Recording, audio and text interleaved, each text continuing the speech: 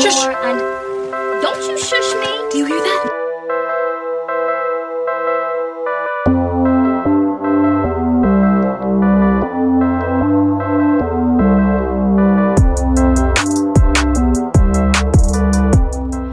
Welcome back, y'all, to your favorite podcast, the Apollo Bros. I'm your host, KJ Majority. Oh, and I'm Kevin. What's up? You know, we got Temple in the building as always. You know, we got to change it. We got to change, we got to implement some new stuff on you guys, changing up a little bit. Yeah. Bro, we do this every week. How do y'all fuck up? We do this shit every week. I didn't mess up. I had to cover a mistake. I went, are you kidding me? Listen, technically, the point Shut was the made. Whatever. Anyway, wait, Temple, I got to get on your ass real quick. What the fuck are you tweeting about, bro? Oh my gosh, bro. No, I gotta get on your ass. I'm glad you're bringing this up. No, I'm glad you're bringing this up. All right, so this fool's gonna tweet about if a pencil. No, you gotta read the exact question. Oh my god, bro! I don't even want to read this bullshit question, bro. Cause this shit's dumb, my nigga. Like, it don't even make no damn sense. All right, so he tweeted, "Is a pencil without an eraser a pen?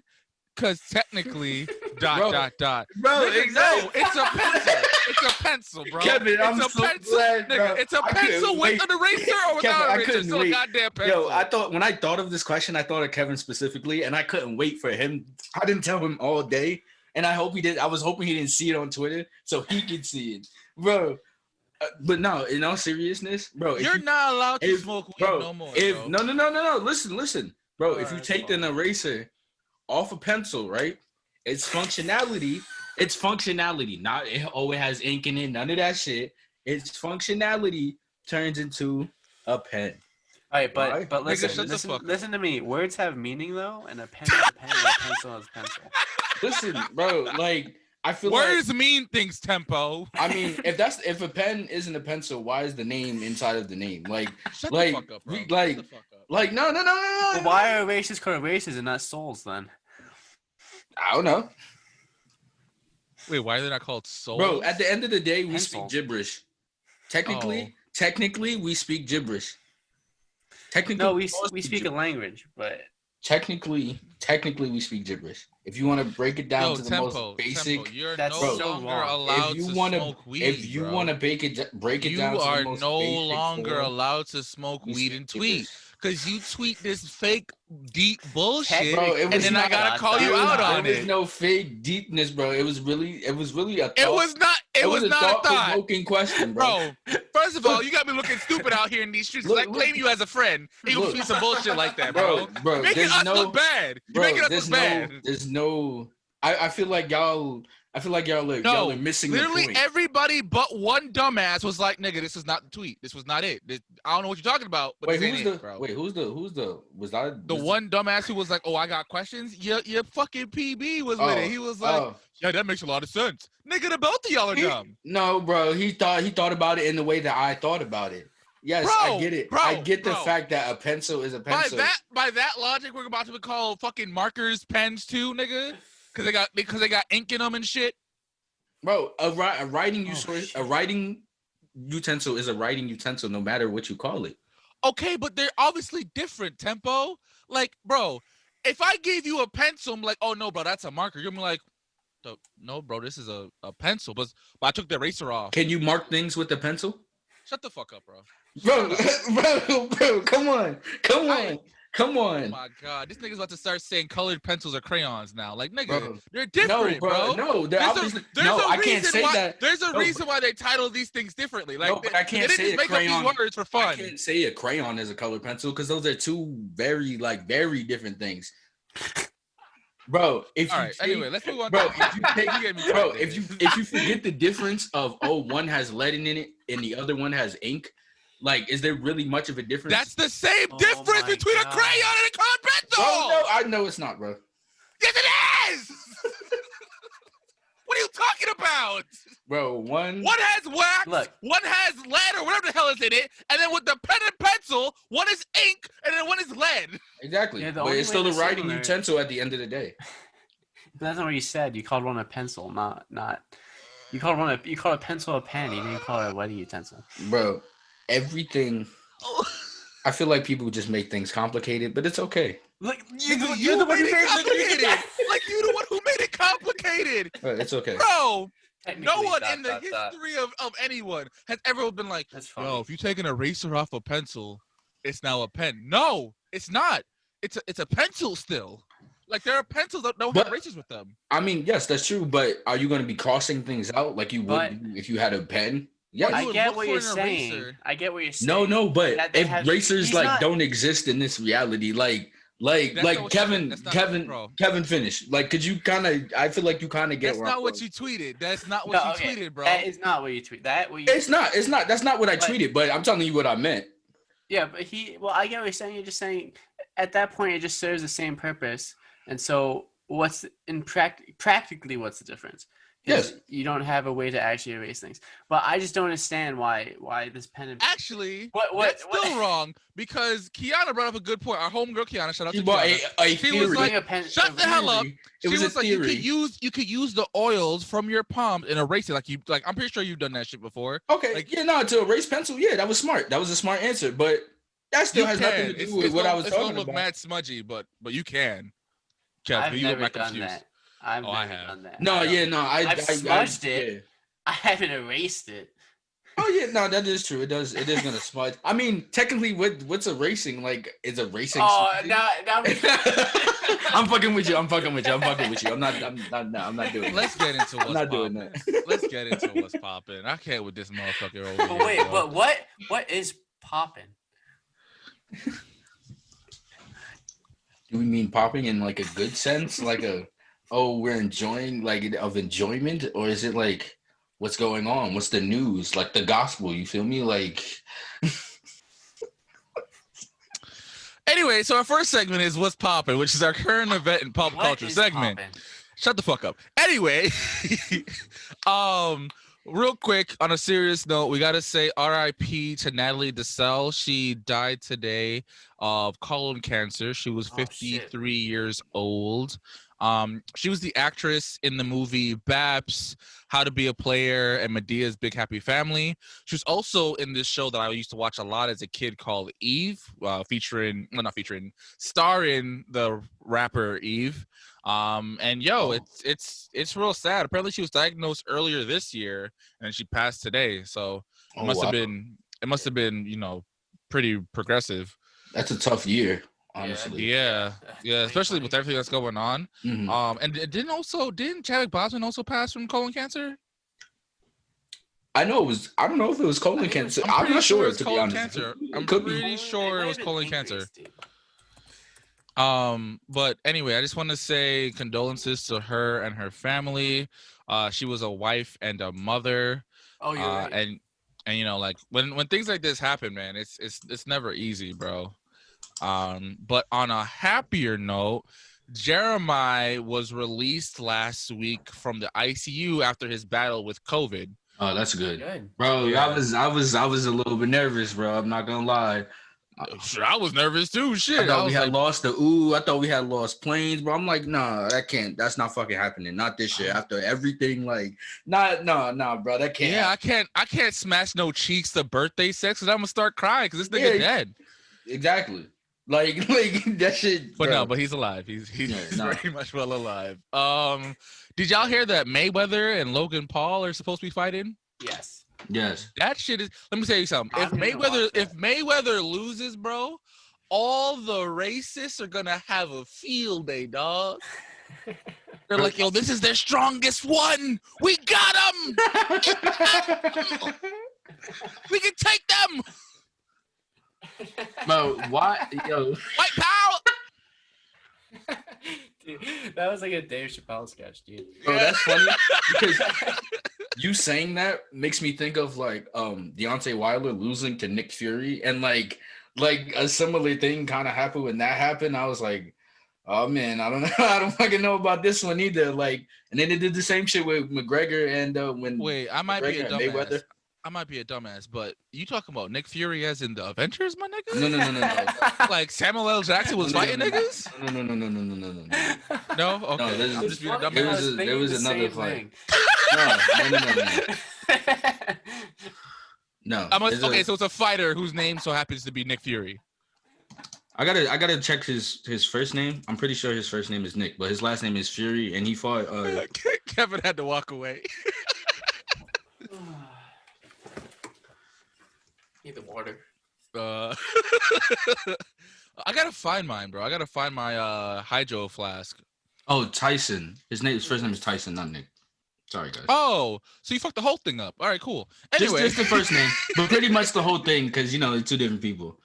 bro, because They completely two like, different people. I was like, Samuel L. Jackson be getting it mixy in the ring. Let me find out, bro. Because It's so funny because I was thinking of Nick Fury, not even Samuel L. Jackson. Oh my god. Oh, you think just like the character in costume, like with the eye patch. I was. No, that's what I thought y'all were talking about too. Like that's what I thought y'all meant. Like, damn, y'all was talking about the nigga with the eye patch and one eye busting people's ass and shit. I'm like, nah. What's that guy's name? I'm blanking on his name right now. He plays Luther. Jesse Eisenberg. No. In the show named Luther. The show named Luther. Lex Luthor. No. No, it's a black dude. All the aunties and moms love him. Idris Elba. I thought because Idris Elba, he's also an MMA fighter. So I was like, damn, is Samuel L. Jackson getting mixy too? Like, yo, that shit would be lit. That would actually be tough though. Like in hindsight, that would be tough. I would watch that. Like that would be pretty dope. Not gonna lie. Not gonna lie. That celebrity deathmatch shit. They need to bring that. But Idris Elba definitely got it on Samuel Jackson, bro. Like, no, he definitely would. He's younger. Not Nick Fury. But Nick Fury would beat Idris Elba's ass any day of the week. Yes. You feel me? But Samuel L. Jackson, no sir. Yeah. No sir. Oh yeah, shout out to all the hentai fans. Samuel L. Jackson's also a hentai watcher. What? Really? Are you being dead ass? Yeah. No, I'm being dead ass. He said it on the interview. Oh, what the fuck? He was like, I love anime, especially the hentai kind. Okay. That's one freaky nigga. That's all I gotta say. Imagine he's just looking at it and he's like, English, like motherfucker, like just yelling at his fucking screen. Speak it? Do you understand it? Bro, that shit is funny. That would be funny as hell. Bro. Oh man. All right. So now we gotta get into like the crazy shit, bro. So over the weekend, the porn star Ms.London had pretty much revealed that she got some dick from Lil Baby. Lil Baby? Oh, okay. I mean, yeah, I'm not surprised. Do y'all not know who Ms.London is? Yeah, no, I know who you're talking about, but no, I guess I don't. First of all, I would pay a lot of money to fuck Ms.London. That's all I gotta say. I would fuck it too. I'm not even like about to sit here and just. I don't think no one. Yeah, I don't think no bro. one would be like, nah. But it's. I'm sorry. Go on her Twitter. Go on her Twitter, no, Kevin. Definitely. Of course I would. Yeah. Yeah, because you go see a lot of things, bro. You'll thank me later, man. You'll thank me later. So, she had tweeted. I'll be right back. He's like, I'm gonna watch. Kevin went away. Oh man. So we know what Kevin's about to watch after the show, bro. So Ms.London had tweeted the following. She was like, I'm legit about to talk shit all night. Okay, I'm home, 6K richer and full of 1942. And honestly, bro, I figured he would have paid a lot more to fuck her, bro. I would pay a solid 15K. I was gonna say I thought he paid like 10. I thought she would have charged him like 10, to be honest. Yeah, I mean the way how she sucked dick, I would just assume that's 10K dick sucking skills right there. I don't know. I don't know. Who knows? They could have worked out another deal where like maybe she hop on the song later. Yeah, maybe she hopped on the song. You know, I don't fucking know. I'm not really sure how dick sucking economics work, but me neither. If you know how dick, huh? I say we should bring in an expert. We should bring in an expert. I'm gonna find a dick sucking economic expert, and they will let me know how much Ms.London's dick sucking skills is worth. Because I'll be happy. I want to know how much like what's her name? Trump. What was the first name? Teyana Trump. Yeah. How much is her skills, bro? Because she be gobbling the motherfucker. Just all up on the dick. I don't know these specific people like that, so. Oh man. All right, KJ. Look her up on your spare time. Yeah, no, I'm gonna just say look it up, bro. don't look it up now, nigga. Yeah, don't do it now. Don't do it now. You gonna be distracted the whole show. Oh man. But Ms.London tweeted this. She was like, not dropping no names, but Jada not leaving this man ever. Jada being Lil Baby's girlfriend, who's also the mother to his 1-year-old son. So everyone's like, oh shit, you fucked Lil Baby? And then of course she deleted all these because, you know, she wasn't supposed to tweet. Yeah, no, shit. she wasn't. Why the fuck do people do that shit? I don't care how drunk you are, bro. I have like, how does that make your lips looser? The top ones, not the bottom ones. Like, bro, you knew what you was doing. You wasn't that. Yeah, drunk. no, Get bro. the fuck out of here. No, you know, you wanted to say like, "Oh, I fucked Lil Baby." Like you wanted. Yeah, to you wanted that clout because you knew it was gonna bring more people to your goddamn page. I ain't mad at you, sis. Hustle on, because she definitely probably fucking on some more rappers. Like Lil Baby probably isn't the first rapper that she fucked. Probably not. Definitely not, bro. Probably Drake. Oh, hands down. Because you, first of all, you know Drake love him thick like that. So And you know he loves some porn stars. he sure does. I ain't mad at him, bro. I ain't mad at him. Fuck. So I'm about to do KJ, something. if you get rich, I know what's going on. Oh yes, if I get money, bro. If I get money, I'm gonna be like, "Hey, yo, baby," this is me talking to my girlfriend. Like, listen, we got that money now, so we can have that celebrity threesome, sis. Like, listen, we gotta open things up real quick. Like, we don't. I have enough money to open this door. That's what I'm saying. Like, listen, sis, listen. Would you like to see a hot girl twerk on your clit? That's all I gotta ask you. Sis. It's a win-win for the both of us. All right. Listen, don't fumble the bag because you in your feelings, man. Can you take a picture of her face when you ask? Like, so. Yeah. Oh, I just want to see. If I ever were to ask her that bullshit, I'm going to come onto the show with 2 big ass black eyes, and y'all gonna be like, "What happened, KJ?" "Oh, I got in the fight, bro." Shit, the other guy. Dude, did you see the other KJ, guy? That's what I'm gonna ask you.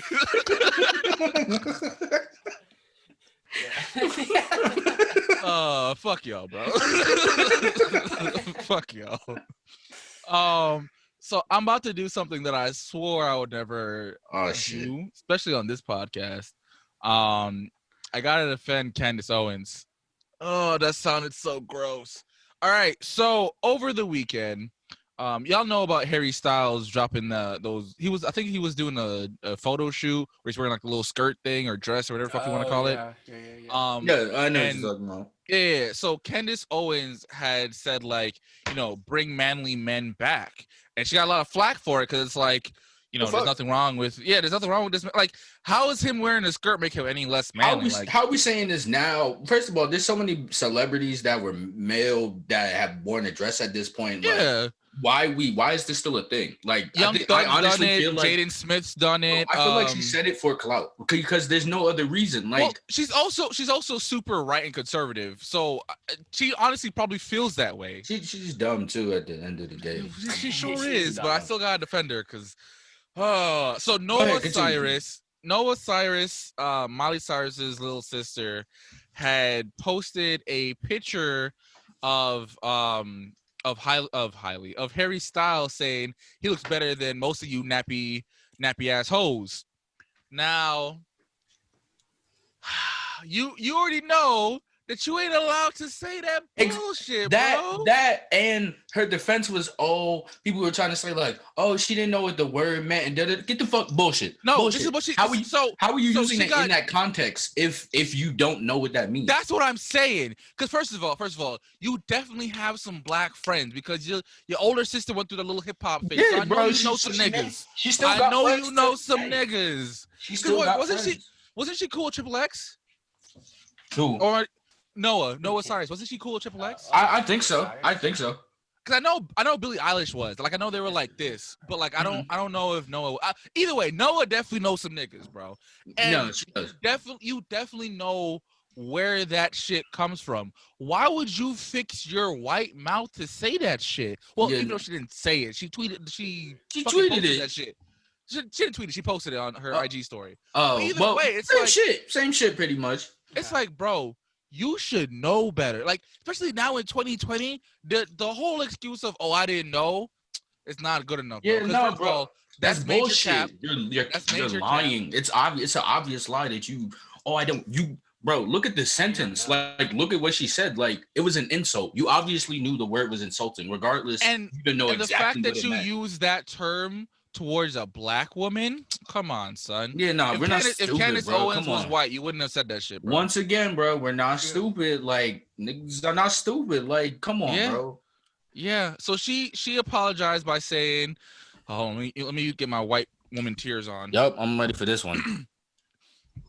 I'm mortified that I use the term without knowing the context and Get the fuck history, but I know now, and I am horrified and truly sorry. I will never use it again. Thank you for educating me. I in no way meant to offend anyone, excuse me. I am so sorry. Why would you use a word you don't know what it means? Bro. Like, I asked, yo, that shit. And obviously you knew that it wasn't a positive thing, one. Yeah. And two, you've definitely heard black people say to other black people. So you should have been known, like, all right, this might be some hot shit. Let me hit up my nigga friends and be like, hey, yo, what's good, nigga? Is it cool for my white ass to use the term nappy? And also, what does that shit mean? Because apparently she thought it meant tired. Get the fuck But out no, of here. can you read the tweet again? Didn't she call him nappy headed? No, nappy ass. Oh. Wait, so how would that even make if you thought it meant sleeping? How the fuck would that make sense? She thought it meant tired, like like tired assholes. Oh, Either way, I guess, but but like it's still like, bro. But who the fuck would say that? Who has ever said the to phrase? Use the word nappy towards a black woman. Bro, you know what Come you're doing. on, son. You know what Come you're doing. I on. don't want to hear that shit. Nappy. Bro. Oh my god. Sleep. I hate Oh when my white God. celebrities and white public figures use excuse of I didn't know. Where's your accountability, bro? Fuck Just be on, accountable. Bro, if you And I'd rather hear like, I fucked up, like my bad, instead of lying Bro, and thinking I would have so much more respect for you if you owned up to it compared to saying, I didn't know about it. I wouldn't even be as mad. Like I wouldn't have been as mad. Because we all know it's bullshit, bro. Yes. We all know it's bullshit. Yes. It's not like nappy is like some new thing that like only a couple people say. No, nigga, no. Bro, come on. I'm sorry. We gotta raise the standard for white celebrities a lot higher than it is, bro. Because shit like this should not be okay. And like, I'm not saying that she needs to like have her career ended and shit like that, but she definitely there has to be something other than, she gets a couple of nasty tweets about her for 48 hours and then that's it. Like, I'm tired of the apologies too, bro. Like sometimes they're not real. That and sometimes I don't want an like when people apologize to you for normal things. Like sometimes you don't have to accept their apology just because someone apologized. Like if that's not enough for you, that's not enough. You might feel like, I don't want to associate with this person or like I don't want to talk for a while, whatever you want to do. But just because someone apologized doesn't make things right automatically. And I don't. That's true. But I definitely still want the apology. Oh no. If you don't say anything, I'm gonna think that you thought the shit was sweet. No, most definitely. But here's the thing though. I could tell already that this little fake apology bullshit, it ain't real. It's not authentic. She's just saying it because she doesn't want, her PR to really cancel. Yeah, her PR was like, listen, sis, you done fucked up. Just apologize to the niggas and we'll move on. Look, man, their standards are low anyway, so they'll forget about this tomorrow. Bro. Like, as long as you didn't say the N-word, it's all cool, bro. It's all cool. And even if you did, we just give you an apology tour, and then it'll be okay after that. Yes, you just do a couple songs with some black people, date a black dude for a little bit, maybe have a black baby. It'll be all cool. Yeah, go to a rally or two, speak on behalf of da-da-da or whatever. Yeah. Do what your sister did. Have a little hip hop phase. It's all the niggas love that. They loved it. Look at your sister. Oh my gosh. Oh, let me charge my goddamn laptop before this shit dies. But no, bro. I'm just so sick and tired of this shit. Go ahead, motherfucker.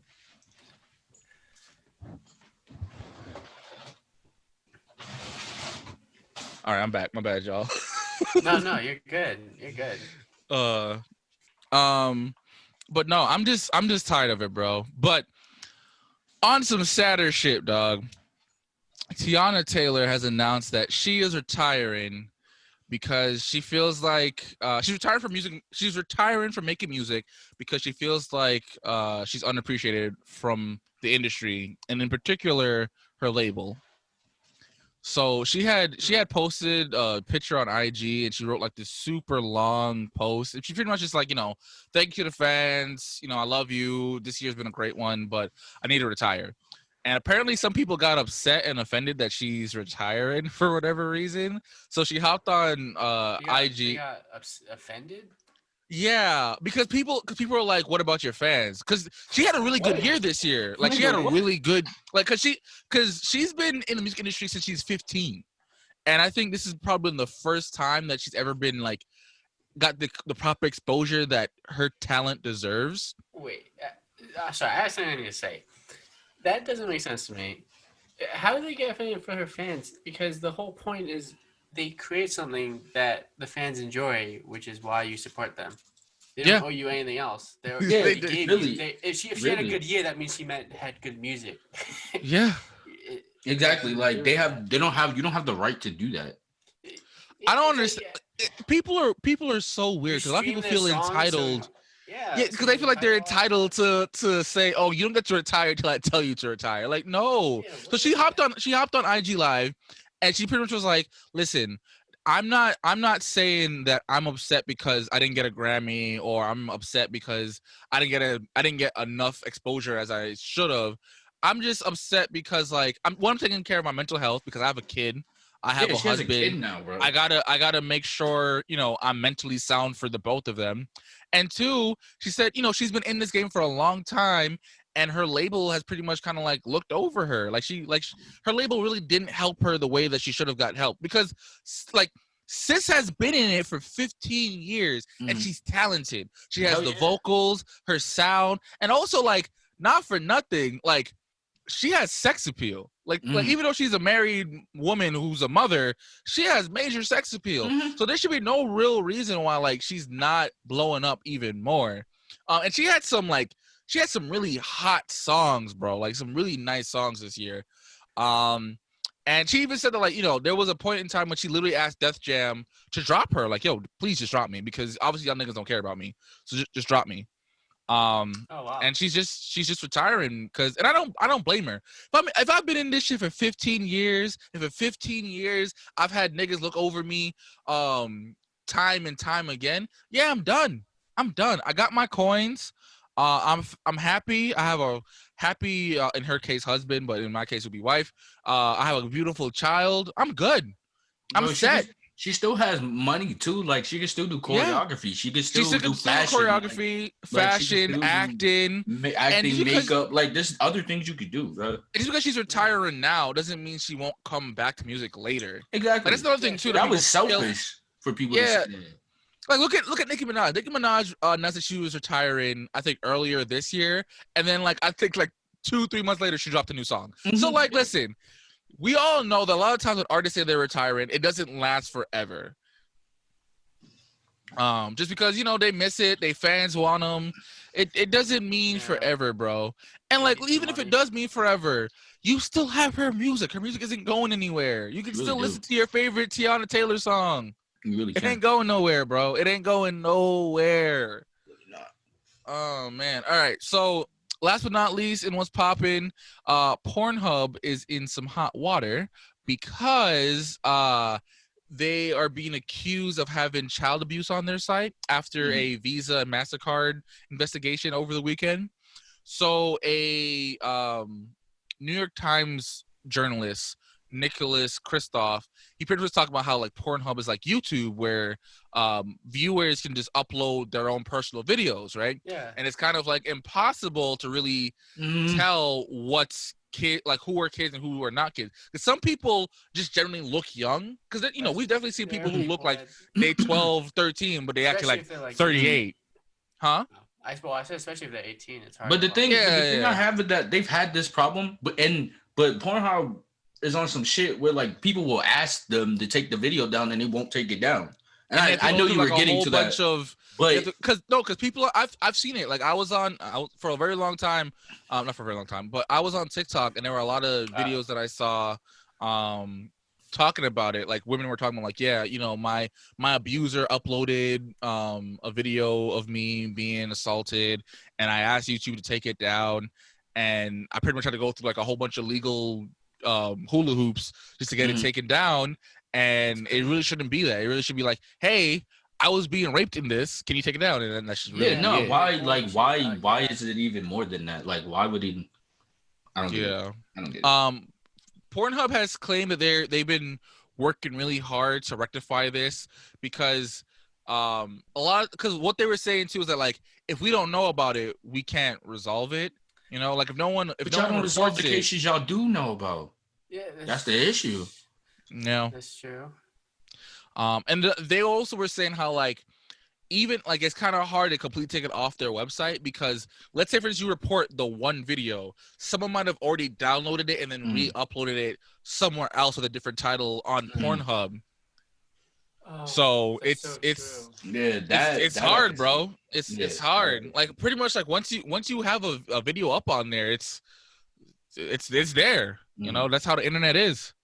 That's kind of what Mia Khalifa was talking about. I don't know what specific interview, but I do remember her talking about that issue. She did talk about it because she wants all her videos taken down, which is impossible for her. She's too popular. She's way too popular. There's too many re-uploads. Like, it's not. But another thing too is, I don't know how true this is, but I was reading an article. I was reading an article stating that when she said that she only made $12,000 from her time as a porn star, it wasn't completely accurate because, she got paid more after she blew up in a little Muslim thing that she did. Remember when she was like faking to be Muslim? Yeah. She was wearing like the headdress. The hijab. So I mean I don't know how true it is. I don't particularly care too much. If the woman wants her videos taken down, I feel like it should just be taken down to the best of Pornhub and Brazzers' ability. But also, I don't know if she signed a contract stating that like, so that this shit, it's tough. It's real tough because I can understand that too. Like, you're young, you're dumb. It was easy money. Now you're a little bit older. You want that shit taken down. It's tough. Yeah, dude, it's crazy too because there's probably been a bunch of people like that, but they just don't blow up and no one knows about it for the rest of their life. Yeah.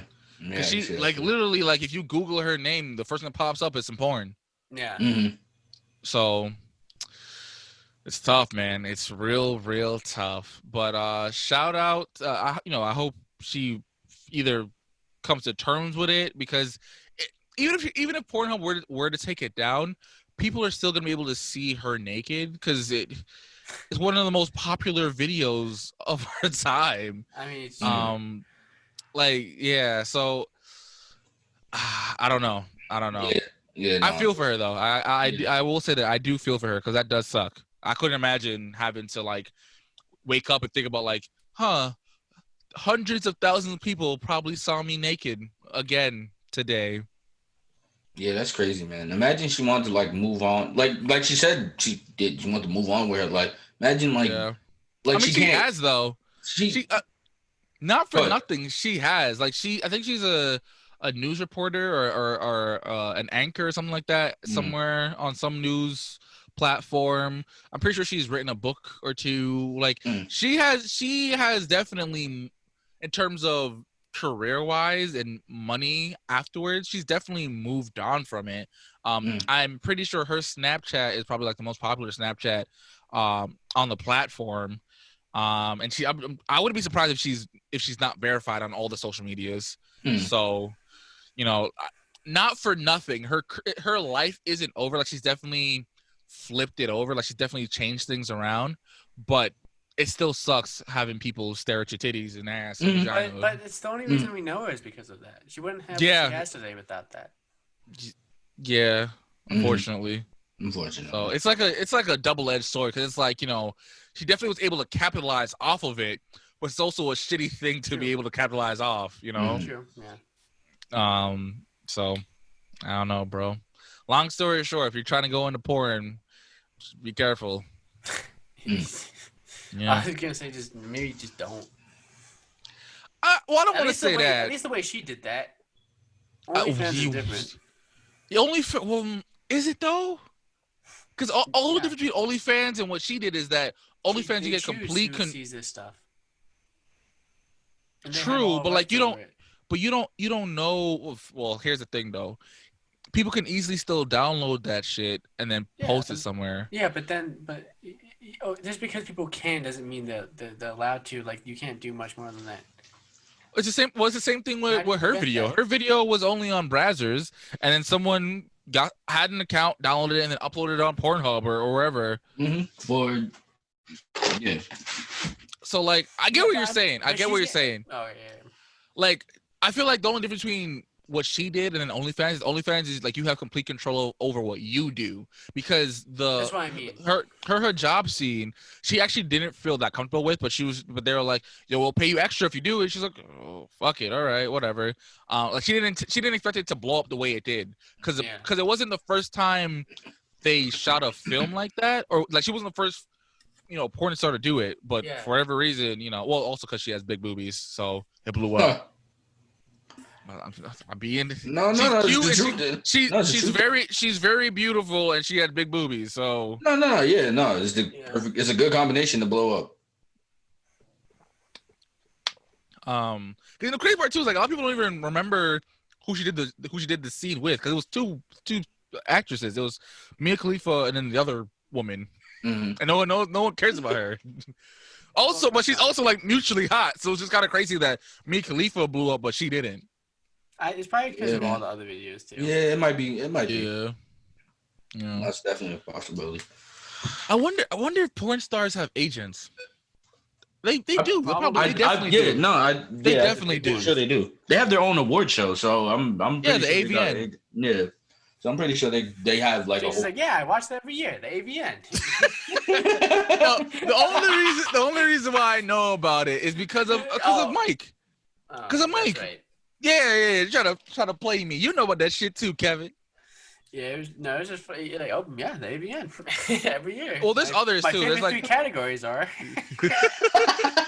Well, one of my favorite porn stars. She's the AVN winner. Wow! Congrats. I know. I was very proud of her, bro. Well deserved. She sucks a lot of dick. All right. Kendrick Lamar of dick sucking. I wouldn't say that. Yeah. That made me feel so weird. Yeah, I don't know how to. That was cringe. That was cringe right there. Yeah, I have no idea how to process it. It's okay. Anyway, let's move on to the bro talk. Leading our bro talk this week is Tempo. All right, so me and KJ peep some shit on Twitter, then we're gonna bring it up on the show. KJ, if you want to give the background, you can, because you're kind of better at that than I am. So pretty much this lady had posted on a forum where she was talking about how her boyfriend just recently started making beats and she hates them. Like, she can't stand it. Like, she thinks they sound terrible. The beats. And, you know, he would constantly play them in the car and ask her opinion about it. Then she would feel kind of bad lying to him because, you know, she doesn't want to hurt his feelings, but she really hates his beats. So she was just asking, like, yo, should I say something? I want to too. She's like, should I say something? Because, like, I don't want to crush his dreams, but he sucks at it. And to give, like, she wasn't, like, she didn't, like, necessarily hate them. No. It was just like, they're not my genre, or they're not really my thing type of beats. And she would give like little like pointers here and there, like, oh yeah, I like this about it, but you could do this, that, and the third. And there were some of his beats that she liked that did fit in her genre. So it wasn't a complete loss. Like, it's not a complete like, oh, I hate him and everything he's ever touched. But like, it's just, it's like it's an interesting topic, and I'm glad that we found it because as a creator, as specifically as a producer, a beat maker slash producer, like I don't know how I wonder how he like if he knew how she felt, how he would feel. Because well, let me ask you this, because you are a producer, you do make beats. Mhm. How would you feel, if your girlfriend was like, "Yo, I'm not really feeling any of your music"? I'll be thank you. Help me, like tell me what you don't like. Like I would want to know more. Like at first, I would be like, damn, my girl don't like my music. But after like an hour, I would be like, okay, yeah, she don't like my music. Why? Like, why doesn't she like my music? Like, I would dip further into why. I would dip into the things that she does like because she doesn't hate everything. So I would dip into the things that she does like and kind of go off of that and then see with the other things like, okay, what don't you like about it? And then like if I want to change that, I can. If I don't want to, and I feel like, oh no, that's a bass heavy song, so I'm gonna keep the bass in or whatever example. Like that's my personal choice. But she did say that a lot of his beats were really bass heavy, and she didn't like that. Yeah, no, I can see why, because it comes out depending on how you mix and master your things. Like bass can come out really distorted and muffle a lot of other things. So like leveling bass volume is really important. So that might be his issue. I don't know. But yeah, no, bro, like I would try to learn off of that experience. What I would say, well, when I first read the thing, I've definitely been there. So What do you mean? for those, so Tempo and we used to have a comedy page on Instagram called the Apollo Network where we did skits and shit. And I don't even really know how the conversation started, but I was pretty much like, yo, how do you feel about my skits to my girlfriend? And she was like, oh, they're cool. Like, like kind of like played it off, kind of like obviously like she's lying, right? So I was like, bro, do you not fucks with them? She was like, oh, well, I'm not really into skits like that. Da, da, da, da, da.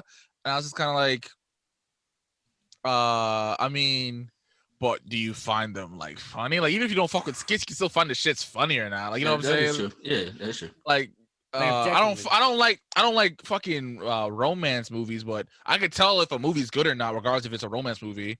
That's true. That's a good analogy. And she was like, yeah, no, I don't like them. I was like, oh, okay, cool.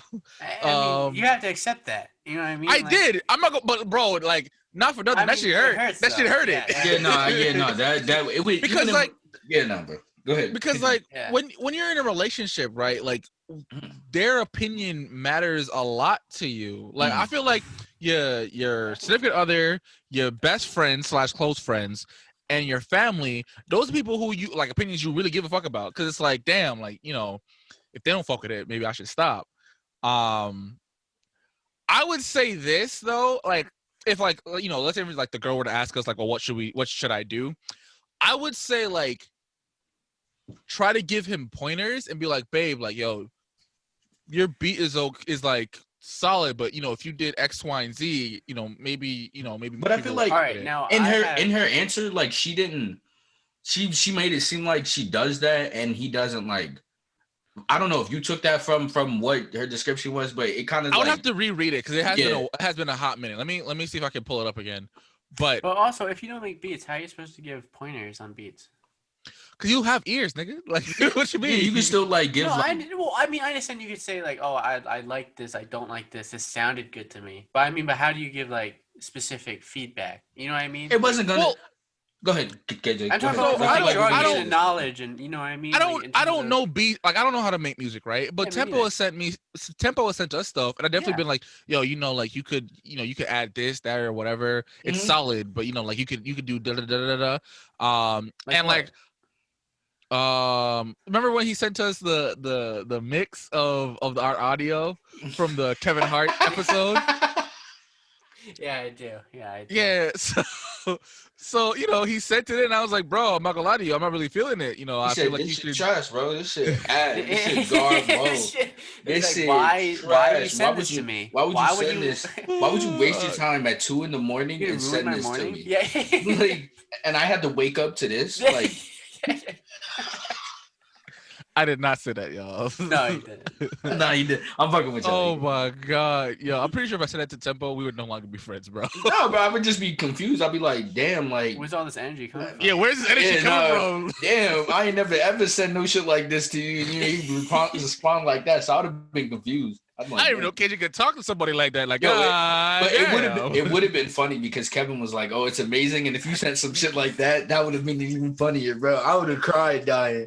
Because Tempo dropped it in our group chat, and Kevin was like, "Yo, I really like the song," and then here goes my black ass. Yeah, bro, I'm not fucking with the song at all. No, Dude, that shit was so funny. No, it's yo. so funny because I said, yo, this is amazing.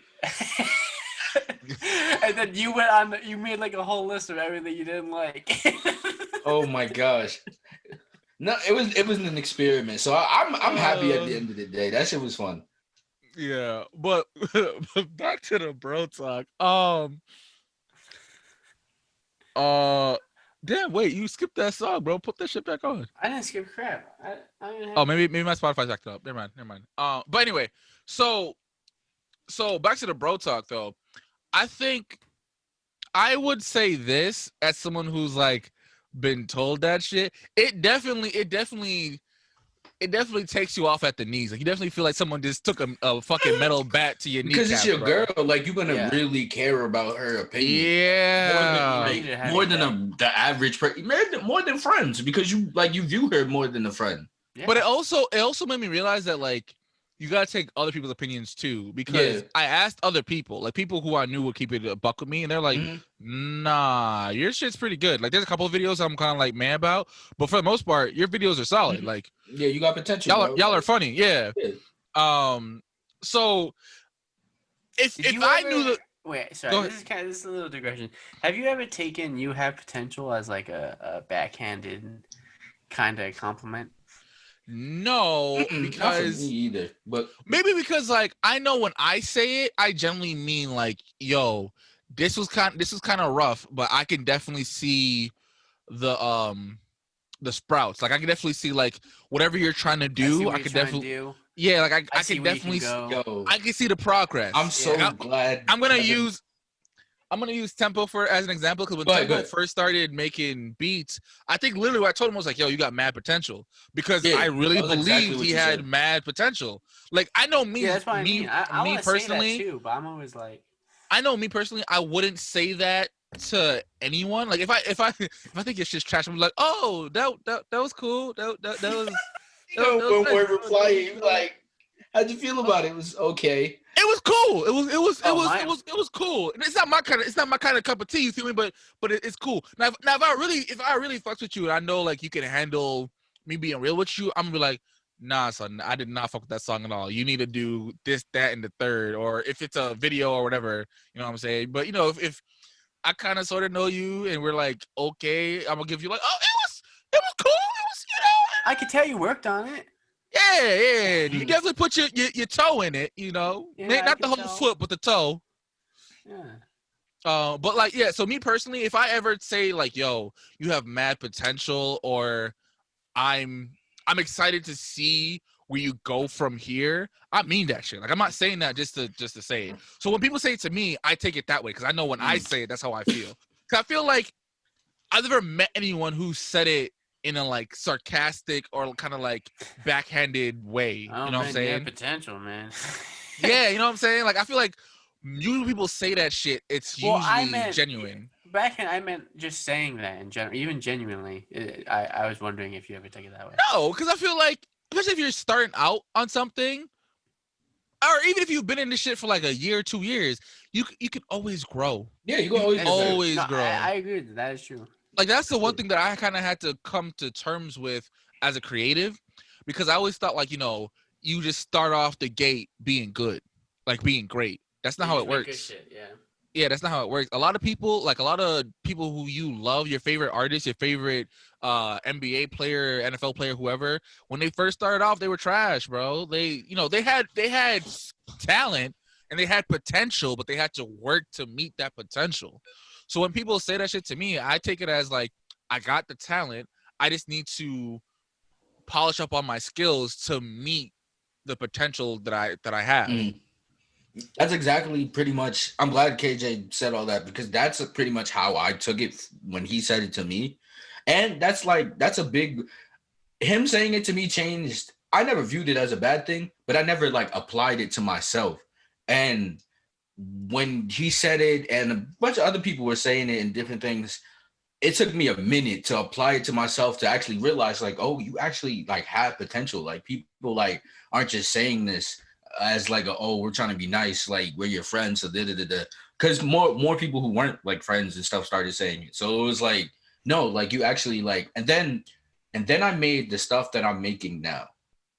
And I'm like, yeah, like, bro, I literally will sit and listen and I'm like, whoa, like this is actually like talented. Like I'm like, whoa, what the fuck? Like I didn't know I could do this shit. So you end up really surprising yourself at the end of the day when you start digging into like the potential of whatever you have. And I really feel like it's honestly a part of self-care to dig into that said potential. Now, if you like feel like you're kind of in the air and still trying to figure things out as far as what you want to do, then you're at a point where you play around a little bit. You see, like you dip your toe in this and that and see what you like and don't like. But once you get to the point of like, okay, I like this, that, and the third, and you realize like, I think I can do this. Like people say like, oh, I sound pretty good. I could work on this, that, and the third, but nobody hates it. So you can always, like KJ said, you can always build upon that. How long? And not for nothing. You said how long? Did be? Yeah. I made seriously. I say I started in like 2017, but my first beat I actually made in 2016. My first beat, KJ was like one of the first.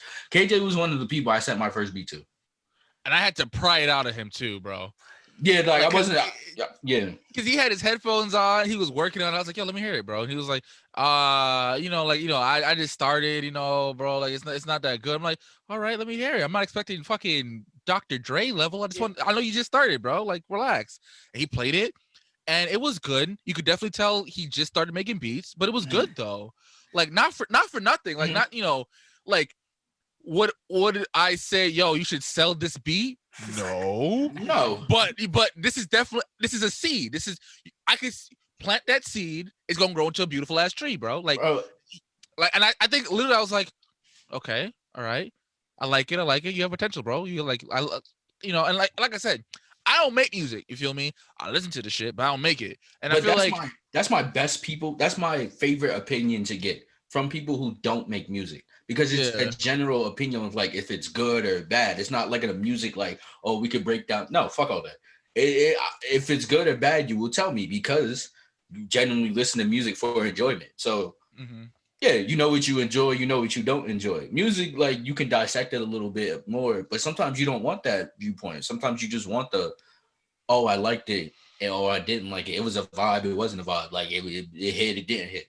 So no, I'm like I said, I'm glad that actually I'm 4 years later, pretty much. I'm glad that happened. Yeah. So it's been 4 years. How long did it take for you to get to that point where you listen to your beat and you're like, oh shit, this is good, this is talented? Like how long did it take you to do that? Me? Yeah. I feel like I was at that point for a little bit, like it's a little bit like before Progress, because Progress was like I had those beats for a very long time. One of them was supposed to be the intro to this podcast. Yes. Which one? Ringtone. Yes, and then I made a better beat. Pretty much. Bro, I listened to that beat yesterday, and I'm like, wow, I see what the fuck they were talking about. Wait, I missed it. What about that beat? No, I saw what you guys were talking about. Like when I listened to it yesterday, I was like, remember. He sent us like a list of beats one day after the show, and we were just vibing out to the music. Yeah, bro. Yes. Yeah, nah. But yeah, no, that all of that helps, bro. It all adds up, man. It definitely helps at the end of the day. I really hope for her situation that she just tells him the truth eventually. But I don't know how sensitive. Do you think? I don't. Yeah, no, that's also because I'm sensitive as fuck, especially when it comes to like my videos and my writing. So that's one of the reasons why like I have such a hard time recording videos is because I get in my own head. Cause like it's funny to me, and like I think I have a decent sense of humor, but I know like my humor isn't for everybody, and that bothers me because I want my humor to be for everybody, which is impossible. So like I know for me, if my girlfriend is very sweet and she always considers my feelings, I know she were to say it to me a certain way, I'm gonna take it the wrong way, and I just know that's just my problem. So I would say to her like, yo, you gotta know your boyfriend, because if he's a sensitive little bitch like me, you gotta say it a certain way so you don't be catching feelings. I don't think you're sensitive, bro. Like as much as you like talk about it, okay, so I feel like you understand your mad. feelings more so than you actually being sensitive. So I usually call myself sensitive a lot because like just like growing up in the way how I was raised and shit, expressing emotions just made you sensitive regardless of like what emotions they were. Yes, like, that's true. Unless it was like anger, you were just sensitive as fuck. So I would just thought I was sensitive, and then I got to college, I met some real sensitive motherfuckers, and I was like, all right, maybe I'm not that goddamn sensitive. Maybe I'm not that damn sensitive. Bro, because listen, and the crazy part too is people who are mad sensitive be the first ones to roast somebody, bro. Oh yeah, no, that always happens, bro. Because it's like, I feel like it's projection. Oh, it definitely is. But I'm like, bro, how the fuck are you so quick to roast a motherfucker, but let someone say they don't like your outfit and you ready to go cry in the corner? Like, what the fuck? Oh my god. But no, like I know. But here's my thing though. Back to like the original statement. I think, if she were to go to her boyfriend, I think the best thing to say to him is like, listen, I love you. What I'm saying is not a reflection of how I feel towards you. It's more so a reflection onto how my personal music taste interacts with your music. And it's the way he played his music too. Like he would play that shit back to back. Bro, it was funny because she even begged, like, bro, can we get a Spotify playlist, please? Like, honestly, his music may not even be that bad, but she might just be annoyed of hearing his music all the fucking time. And like, not for nothing, it might be a little smothering. You know, it's like, damn, like we can't listen to some goddamn Summer Walker for a little bit. Like, fuck, I want to hear this goddamn bass thumping music every goddamn day. Get the whole car shaking. I do. That's what. Yeah, no, that's But like, not for nothing. I know me personally, I have different music taste, so sometimes I'm in the mood for that thug drill shit. Sometimes I'm in the mood for some real soft love music, and sometimes I'm in the mood for some sex music. Like, it just depends on what I'm in the mood for. And I know me personally, like if my girlfriend were into music, she made her own music and she just played her music back to back to back, I'm like, hey, listen, I love you, but we gotta play something else. Like, look, please. Even with like Rihanna, like, yeah, I'm gonna bump all the albums and put it down, but at a certain point, I can only hear Disturbia so many damn times. Like, I'll be like, damn, that's good. I fucks with it. I really do fuck with it, but I don't want to hear it. Like, it's like the radio almost. Like when you hear like the same shuffle of 10 songs. No, that's true. And I think too is he might just be using her as like, because I know as like creatives and as artists, a lot of times we're really afraid to release our work to the public. So he might just be using her as kind of like his audience, instead of like literally trying to make an audience. So maybe that's why he's so like enthusiastic and excited, because in his mind it's like, oh, you know, I don't have to release it to the public. I just have my girlfriend, you know. That's true. If she's the only one that listens to it, yeah. Is that what she said, or is that just? I'm just assuming, not assuming, but I'm just saying like like that might be part of it. Because I know like when Tempo first started making music, he only showed it to, I think, his girlfriend at the time, and then maybe a couple of friends. No, I did not show my music to nobody, bro. I didn't post that shit. I didn't, bro. I was surprised I came out with a beat tape like the first year. I think it was the first year that I started making beats. I came out with a beat tape towards like the end, or it was the beginning of the next year, one of the two. But within that first year, I made like a beat tape, and I was surprised that I did that because I didn't send beats like that really to anybody. Like I have so much shit like that. I have old shit. I have old shit. I got old shit. I got shit, new shit, maybe new shit. Bro, it's so many like periods of time of me making shit that I just don't, bro. Somebody, I Bro, think it you was, said shit about 20 times in that one sentence, dog. bro. Because it's just so much. It's so much shit, bro. It just, bro. But I think it was The Alchemist that said this. I can't remember. He's another producer. I don't know. You guys might have heard him. You probably definitely heard songs that he's produced. My dumb ass was thinking about the anime. I didn't even think about that, but yeah, yeah. But I think he said the Full Metal Alchemist can apply to hip hop. I never knew. I feel like it could. I guess. And maybe I don't know, but he said like people really only hear or think you only really release 13% of what you make, or for him. And I was like, and then the other 87% just kind of like is either unfinished stuff you finished or that you just not hitting anymore. You realize like, oh, maybe that's not it. So like it's a really low percentage that you actually like see of people's work. Yeah, because I think Logic on his Buried Alive album, he said like he had like, well, I think like 1,000 hours of music, of unreleased music or something like that. Mm-hmm. And I remember when I was like a kid, I was like, well, not a kid, but when I was younger, I was like, damn, like why is he sitting on it? But like, but it makes sense though. It makes sense because sometimes you was feeling the song, and well, other two, like as a like when you're at that level, there's a lot of steps that you have to go through to get shit released. So like perfect example, like if your label didn't pay somebody that they were supposed to pay off for this song, you can't release it if they didn't pay the motherfucker for it. It wasn't clear. So, it's not. That's why sometimes you lose songs because of that reason. And it's just bro. Sometimes people just like hold on to stuff, and a lot of times, especially like independent artists like myself or someone who makes music like themselves, there's a growing process within their music. So like you might make something today, but next week you make something that's way different, way better than what you made the week before. So that happens a lot. Like just literally, that's happened to me so many times. So you just end up building hella shit because of that. But that doesn't mean the older stuff is bad. It's just the stuff you made or the things you learned from making that applied to the new thing and made that so that much better. That's fair. Damn. So let me ask you this though. What would you like? So let's say, for instance, you were dating a girl and she didn't support your music at all. Not so much that she wants you to quit, but she just thinks it's a waste of time.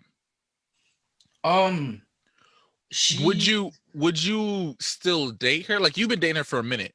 I'm gonna say a year. Would you still date her, or would you break up with her? If I never showed her my music within a year, I don't. No, like throughout the year, you've been showing her your music, and she's like, "Bro, like you should give up. Like you don't got it." Oh my god! Yeah, when did that happen? I honestly would get better quicker because I'm the type of person that like you say that, and I'm gonna want to outdo you. Like I'm gonna want to prove you wrong, and I will.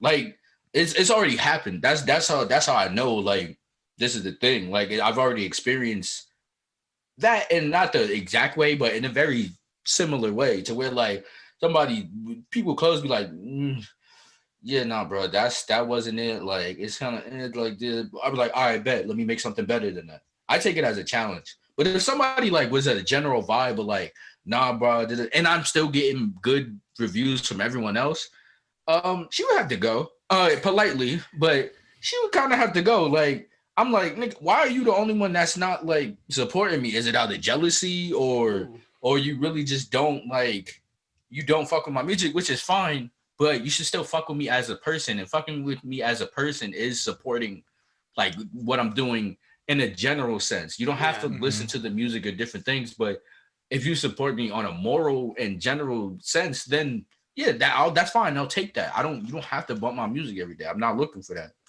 I agree with you. I feel like if my girl were to say some hot shit like that to me, I'd have been like, yeah, so you're single now. Enjoy your life. It's been a solid 8 years.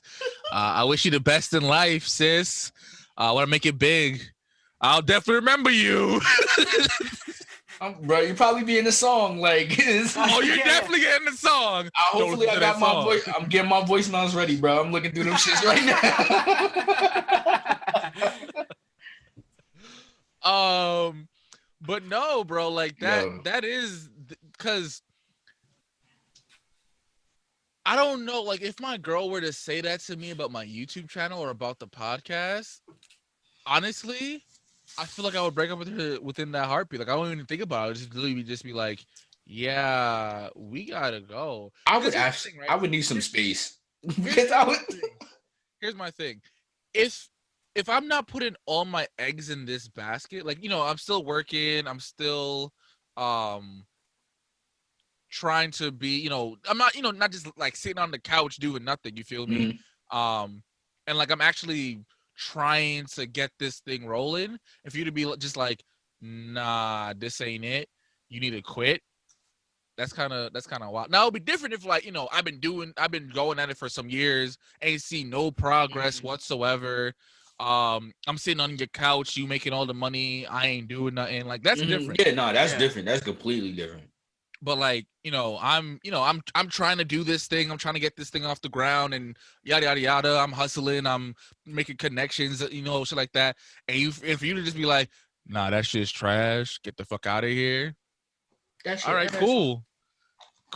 I'll see you. I'll see you when I see you, sis. Oh damn, yeah. I mean, it's the way you say things, man. You don't have to like stuff. Yeah. So let me ask you this though. Let me ask you this.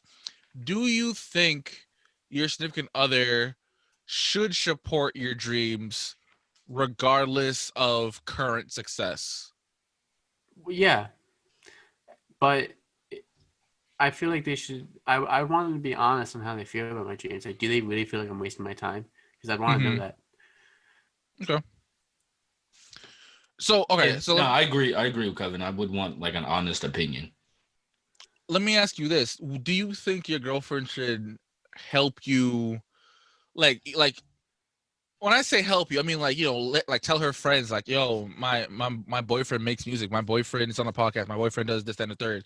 Or do you think it's just enough to be like, you know, I'm here for you?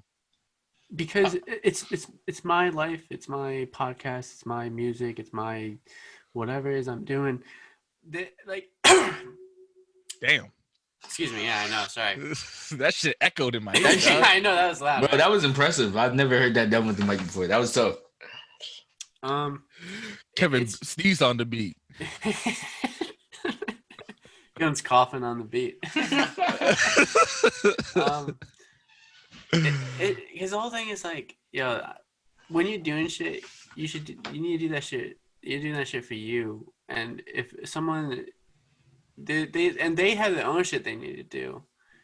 I just feel like you can't expect someone to just always just spend all that time making sure you're good and supporting you when they have their own shit going on. They have their own lives. Your girlfriend Go ahead, KJ. So I kind of disagree with y'all. Like I agree with like their whole life shouldn't revolve around your dream. Not even the whole life, but yeah, well, of course that, but like I definitely do feel like there should be some kind of support. Like, you know, perfect example is like, let's say Tempo drops a music video, right? He shows a clip on Twitter.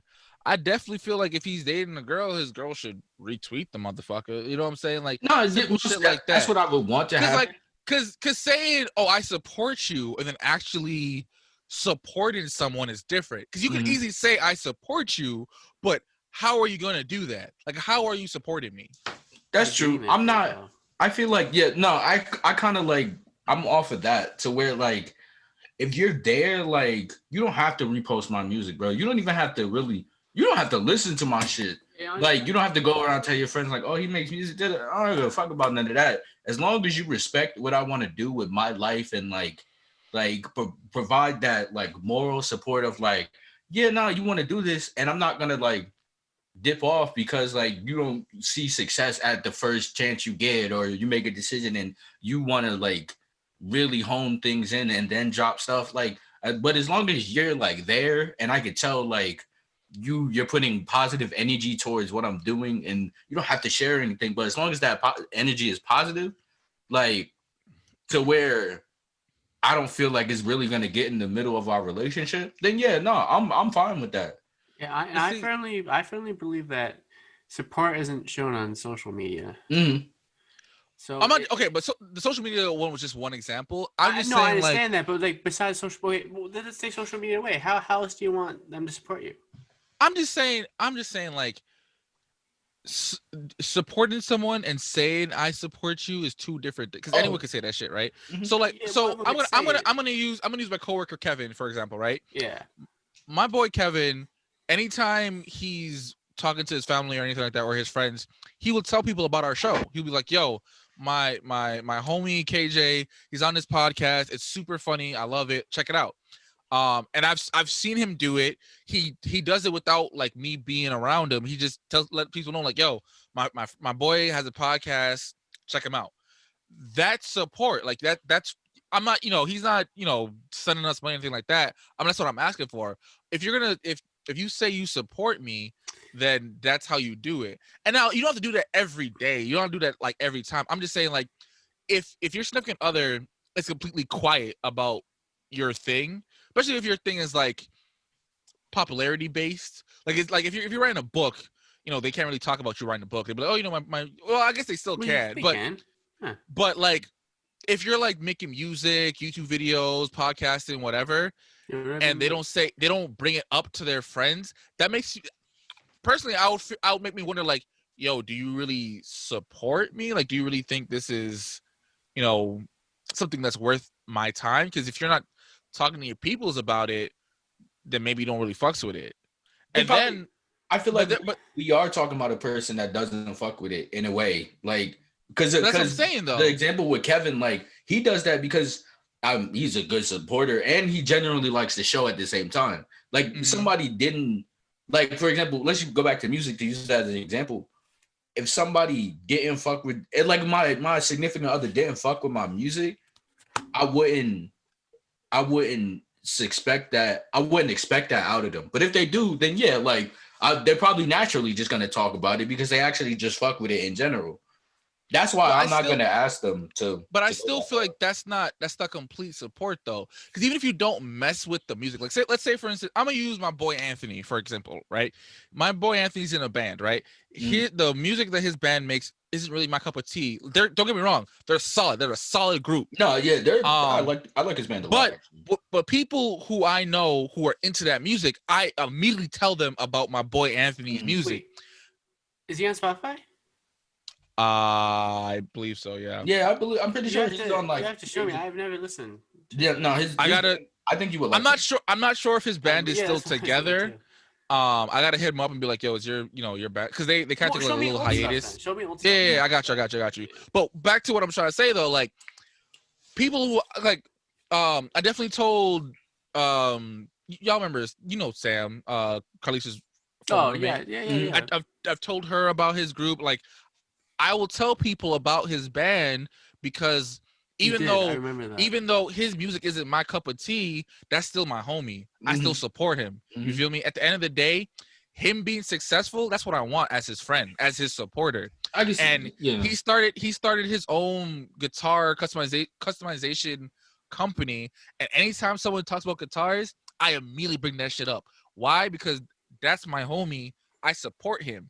Now, do I talk about that shit every day? No, because one, that'll be kind of OD. But as his friend, as his supporter, when the opportunity arises, I definitely bring that shit up, and that's what I'm talking about.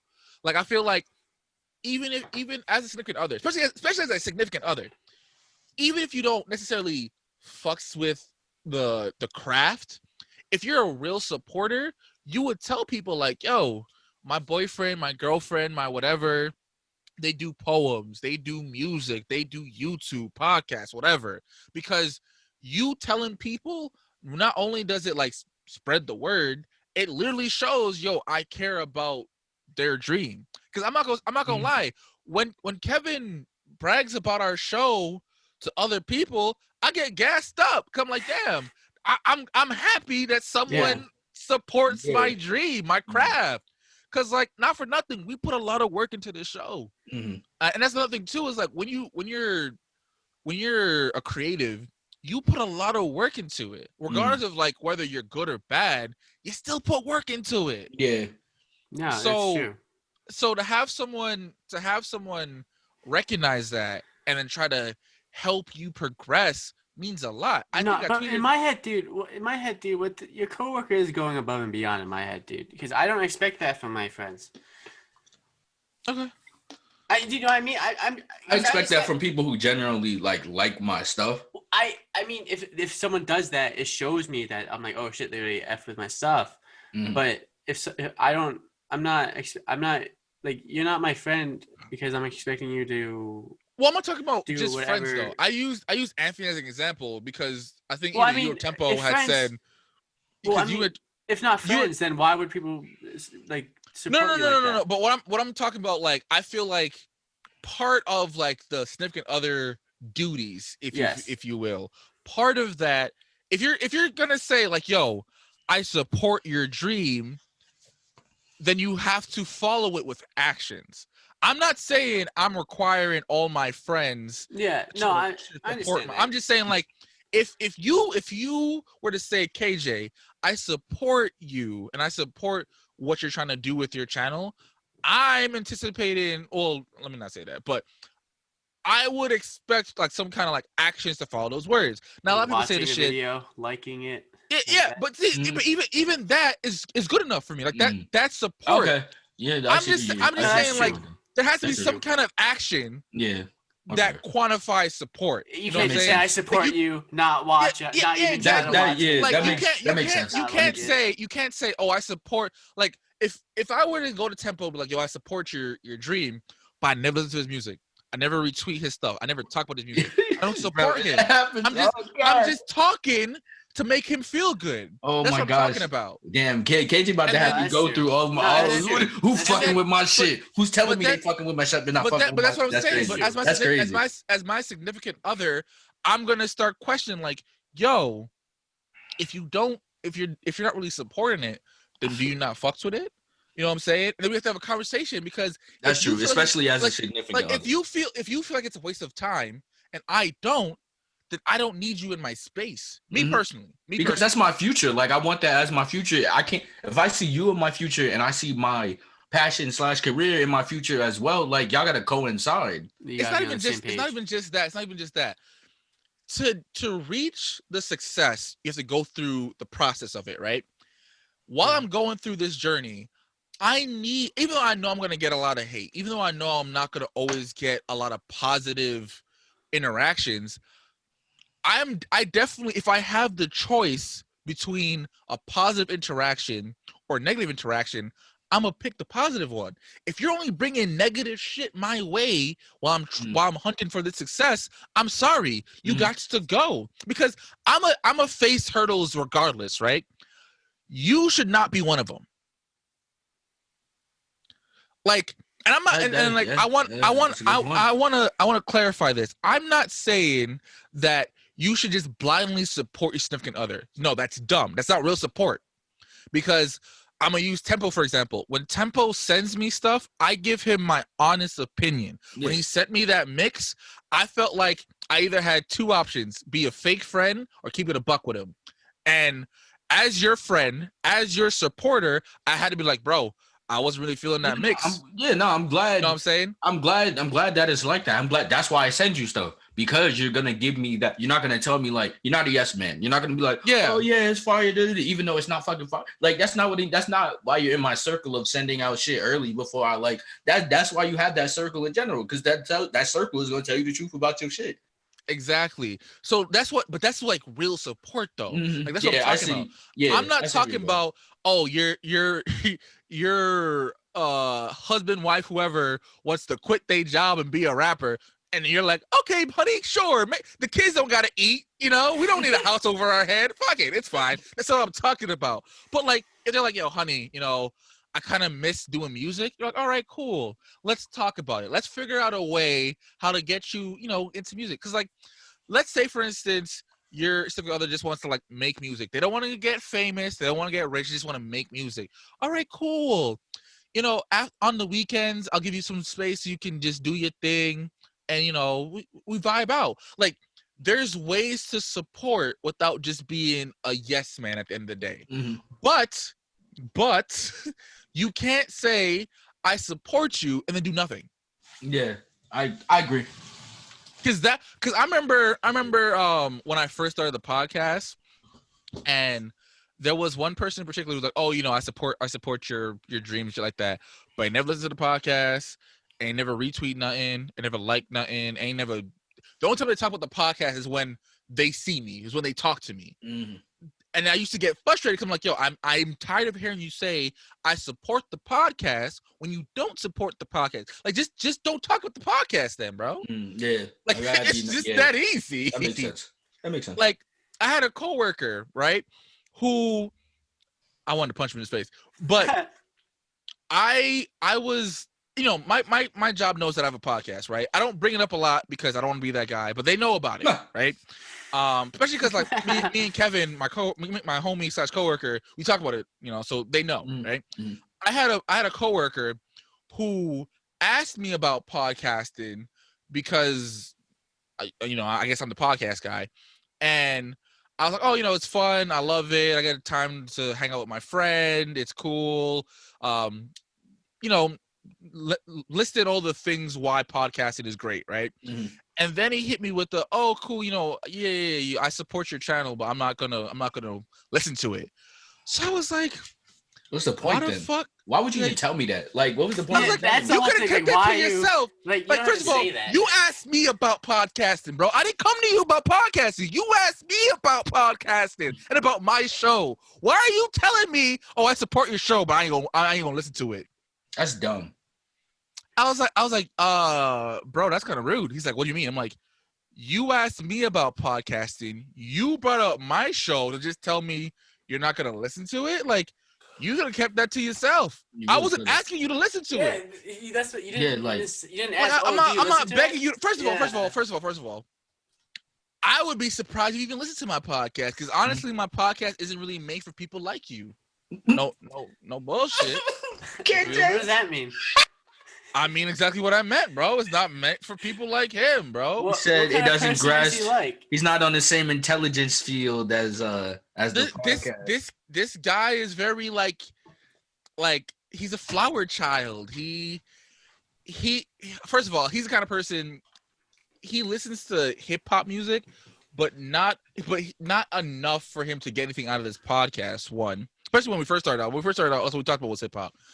And two, like, I say some pretty, like, not controversial, but it's like some liberal shit, and I don't think he's a very liberal person, so I don't think this podcast really be for him. No, that makes complete sense. Yeah, know your audience, that's all. Yeah, and, like, he's about, like, fucking crystals and energy and karma and shit, and we talk about fucking and porn stars and hip hop. I mean, he could fuck with it, because I'm into shit like that, but I still... that's his whole, like, personality, bro. Oh, that's it. Yeah, no, that's it. Then like he watches videos of meditation, shit like that. Like he's not gonna get anything out of this podcast because it doesn't. I don't think it would interest him. Yeah, you know what I'm saying? Yeah, but like, that's why I never asked you to listen to it.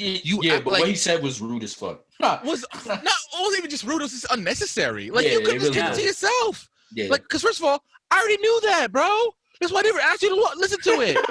There's only been 3 people at my job who have ever asked to listen. No. Actually, correction. There's only been 2 people that I've ever asked to listen to my show. There's only been 3 who's ever asked to listen to my show. So the only person I've asked was my boy Kevin and my coworker Cooper. Right. The reason why I asked them is because I figured they would get something out of it, because we talk about hip hop, we talk about pro-black stuff, and I figured they would get something out of it. my boss, he had asked about the podcast. He's like, yo, just because I'm white doesn't mean I don't like hip hop and shit. I'm down with shit, bro. I was like, my bad, bro. You got it. It's My funny fault. with your stories with your boss. That's exactly what I can picture him saying. Like that's funny as hell. Yo, I fucking love Jerry with a passion, bro. Jerry is such an awesome guy, boss. He's just amazing, bro. But yeah, so like you said, Tempo, gotta know your audience. I wasn't about to ask this motherfucker to listen to my goddamn show. I know you're not going. First of all, even if you were to listen to it, I feel like you wouldn't get anything out of it. Yeah. So yeah, no, I can see that. It was just funny that he said that. It was, bro. I don't know. Funny is the right word. Yeah, I don't know. I'm being light when I say it was funny. Jeez Louise, bro. But at that, like, what I was trying to say is just like that irritates me a lot as a creative. I hate the fake supporters, bro. That's the worst. That's the worst thing. Cause it's like, yo, you. First of all, we both know you're not gonna listen or watch the shit, right? Why are you lying to me, dog? We don't gotta talk about it. We really don't. Cause you just pouring salt in an already very open wound. I remember we talked about it with Julian. We talked about it when we had our guest, the Lazy Krill, about how like Julian. It's hard. It's hard to not get offended when your homeboy or your homegirl ain't really messing with your stuff, because it's like, damn, you can't take 5 minutes out of your day to just check this song out or this video or whatever. I would do it for you. You feel me? But some people, they got different shit on their plate. Like Kevin said, you can't expect all of your friends to support you 110%. And support comes in different ways. You know what I'm saying? The way how I show support is by word of mouth. I let people know, like, yo, my friend does this, my homie does that. If you're into this thing, hit up my boy so and so. That's how I show support. I try to bring people to your craft. Some people, they show support by, like, my friend Sarah, love her to pieces. She was, I think, one of my first, if not first, subscriber to my channel.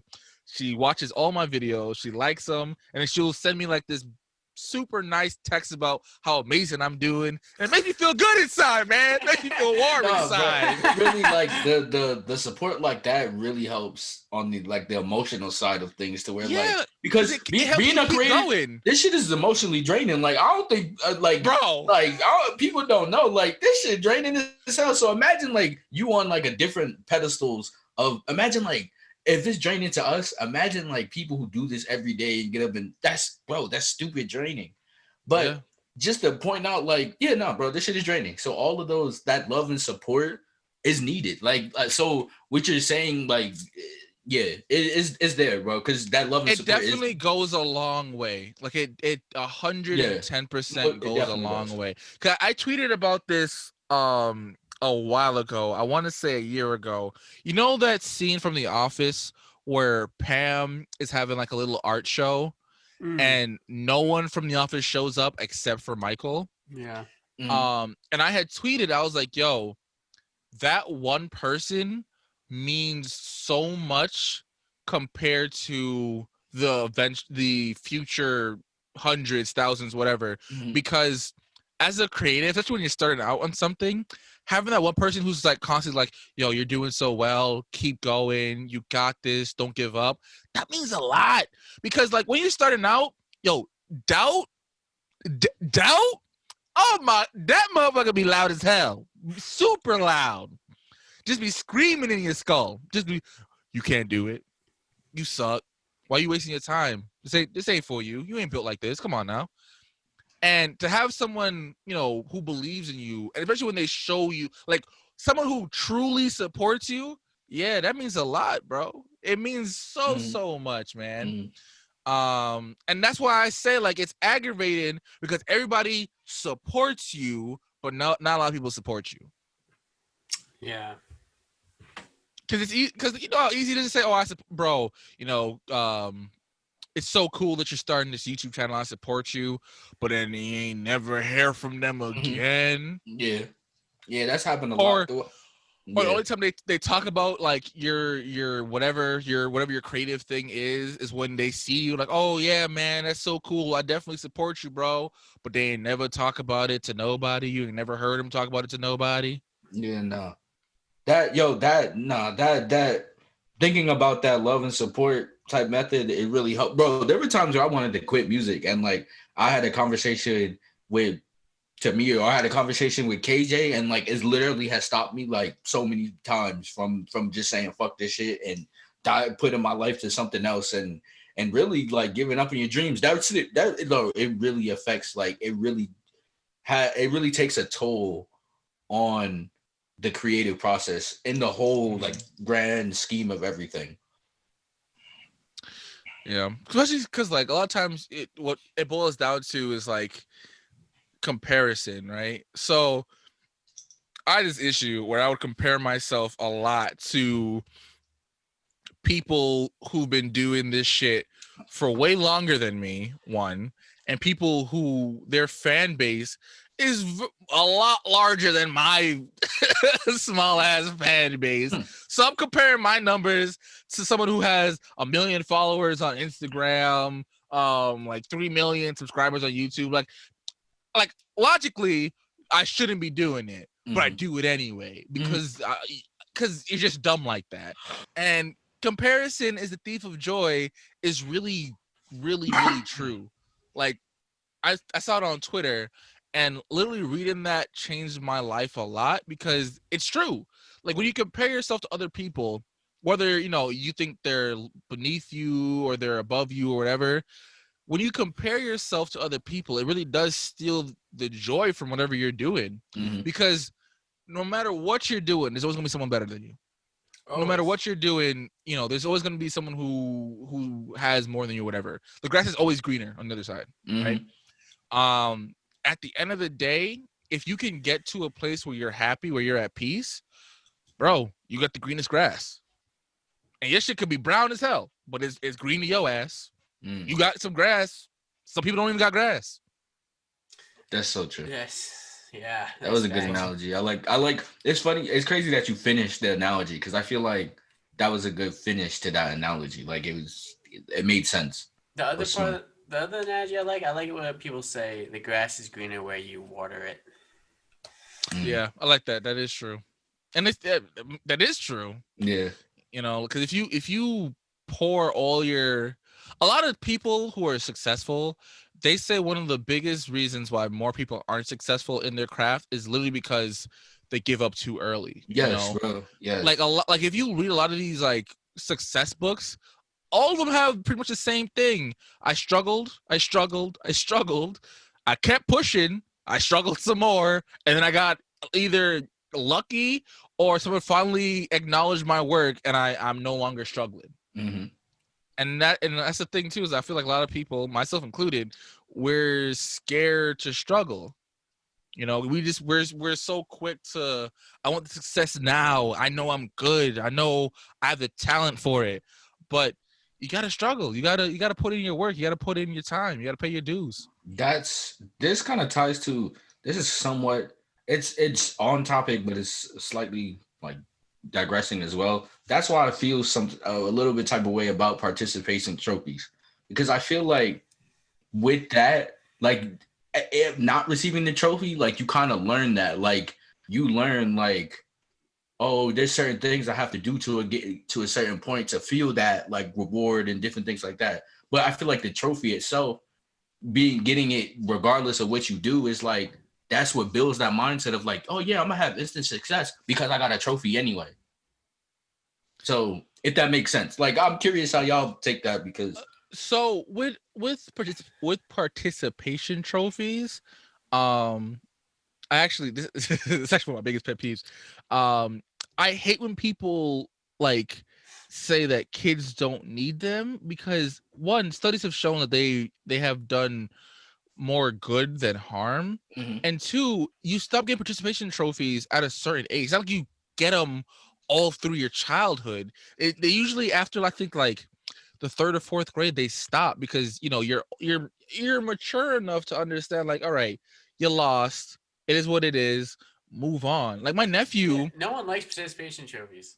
yeah, because like I remember when my nephew, when he was in like first, second grade, he was doing soccer. His team did not win. And they got participation trophies. He knew what it was. He knew, like, I got this thing because I played. He didn't think like, oh, I won, because not for nothing, the trophy is about this size compared to the champion trophy that's like this big. So like, yeah, no, like, true.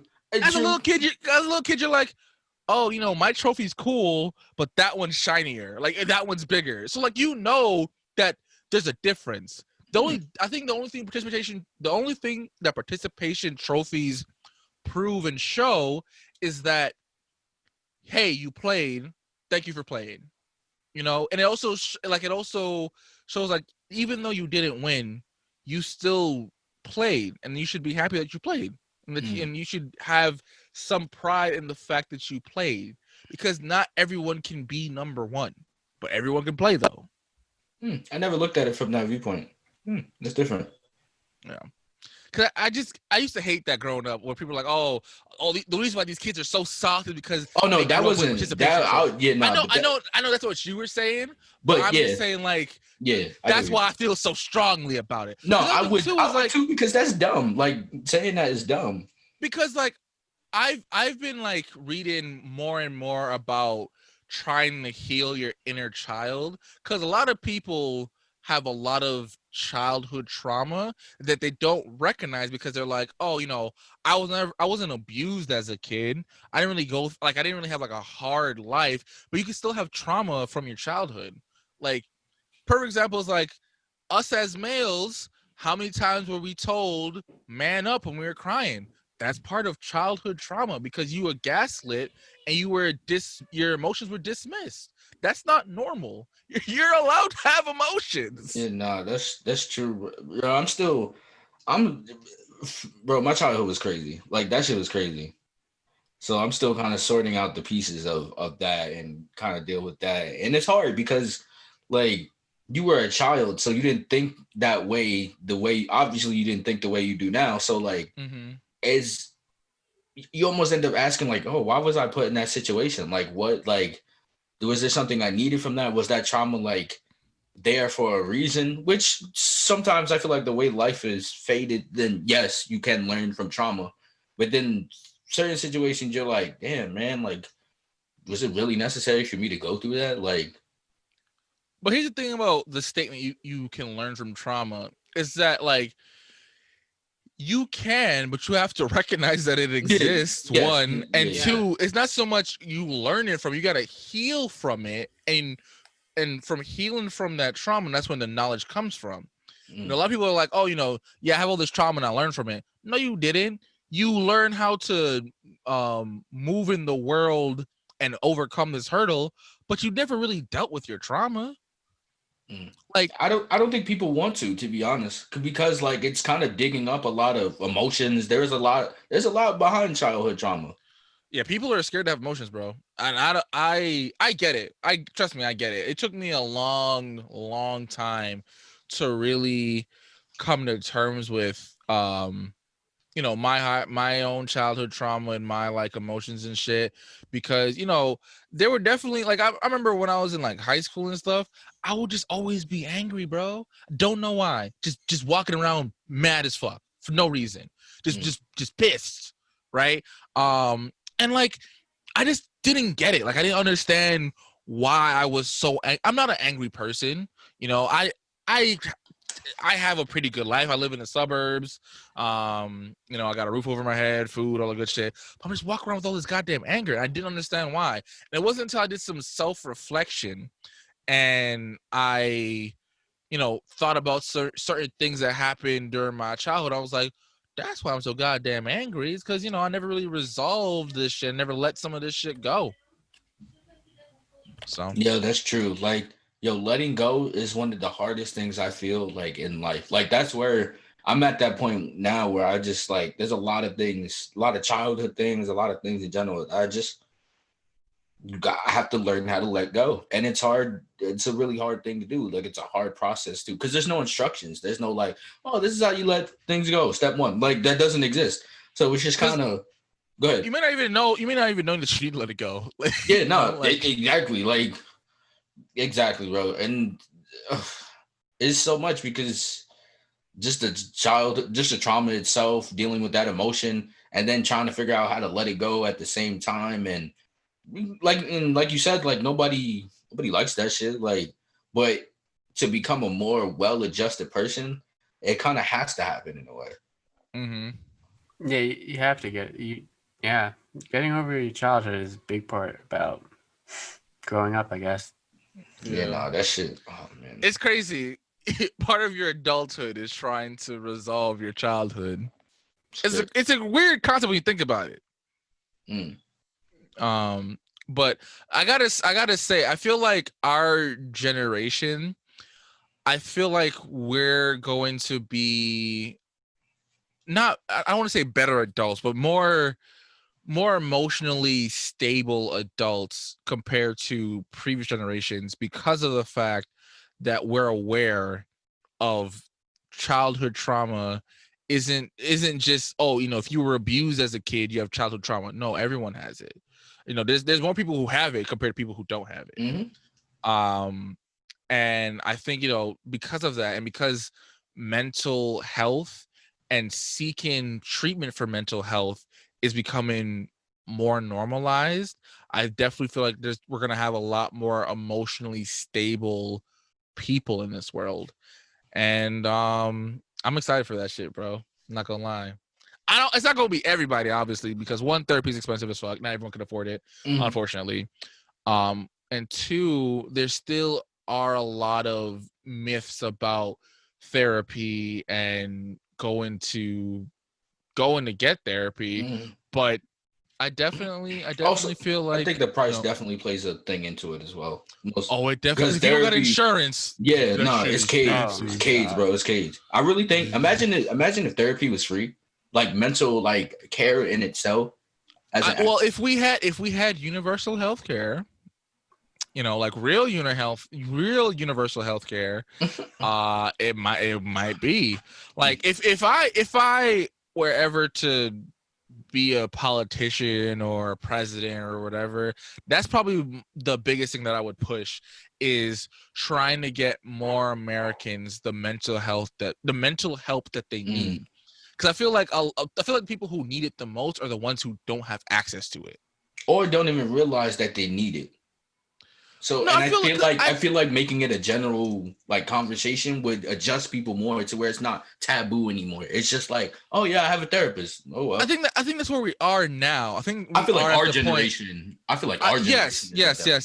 But what I'm saying is, there's still a lot of there's still a lot of poor people in this country who can't afford it. Yeah, no, that's true. That's true. Because it's not viewed as like going to the doctor, getting like your routine checkup. You know what I'm saying? That's why I think I said it a couple episodes ago, where I was like, I wish that going to see therapy was viewed as like going to see your normal doctor, where you had a routine checkup. You went to see your doctor, let's say, not your doctor, your therapist, every other week.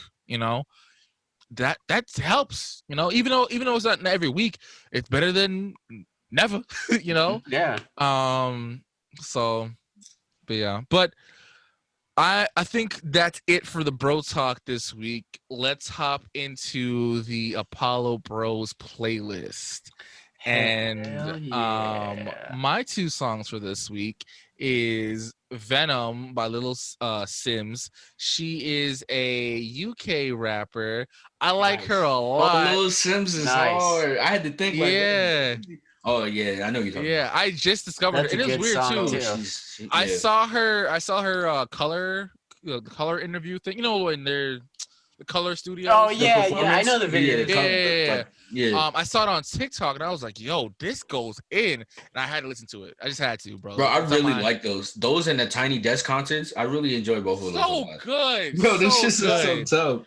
Oh, they put me on so many artists, bro. Not gonna lie to you, bro. For real. And my second song is "Sensitive" by Serena Isomia. Isomia.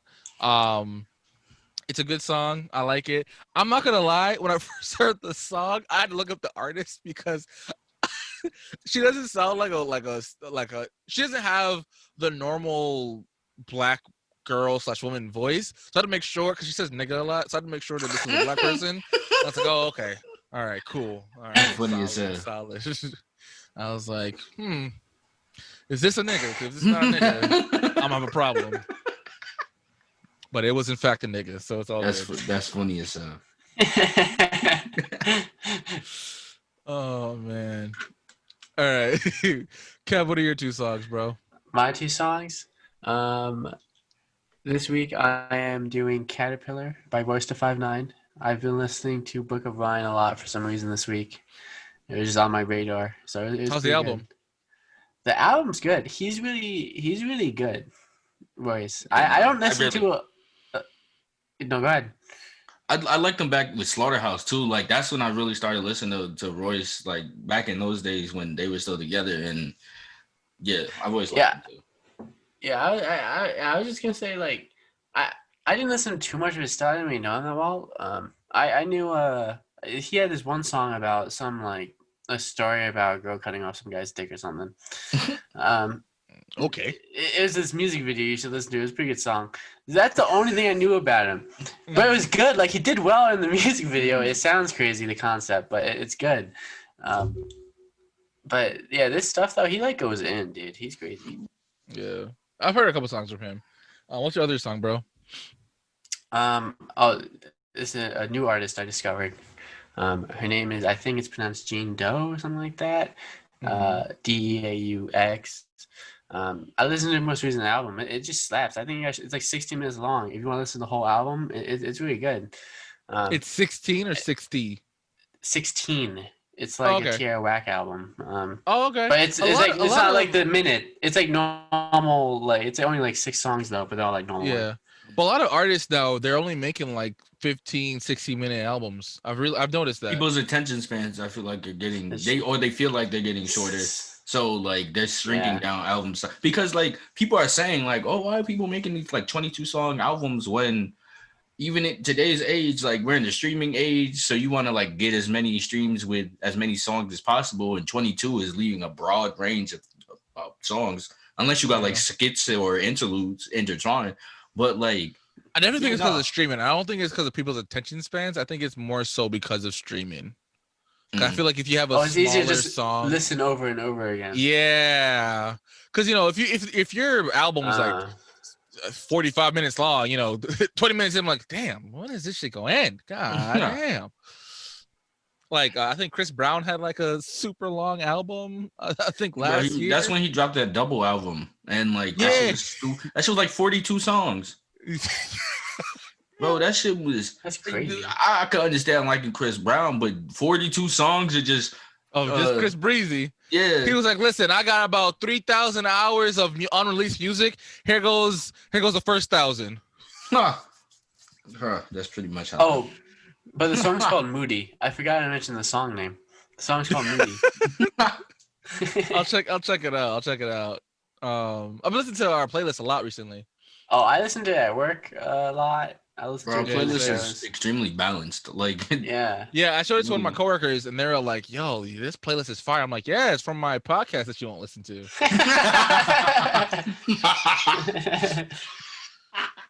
Yo, KJ, that's funny as hell, yeah. It's funny that it was that person. Oh man.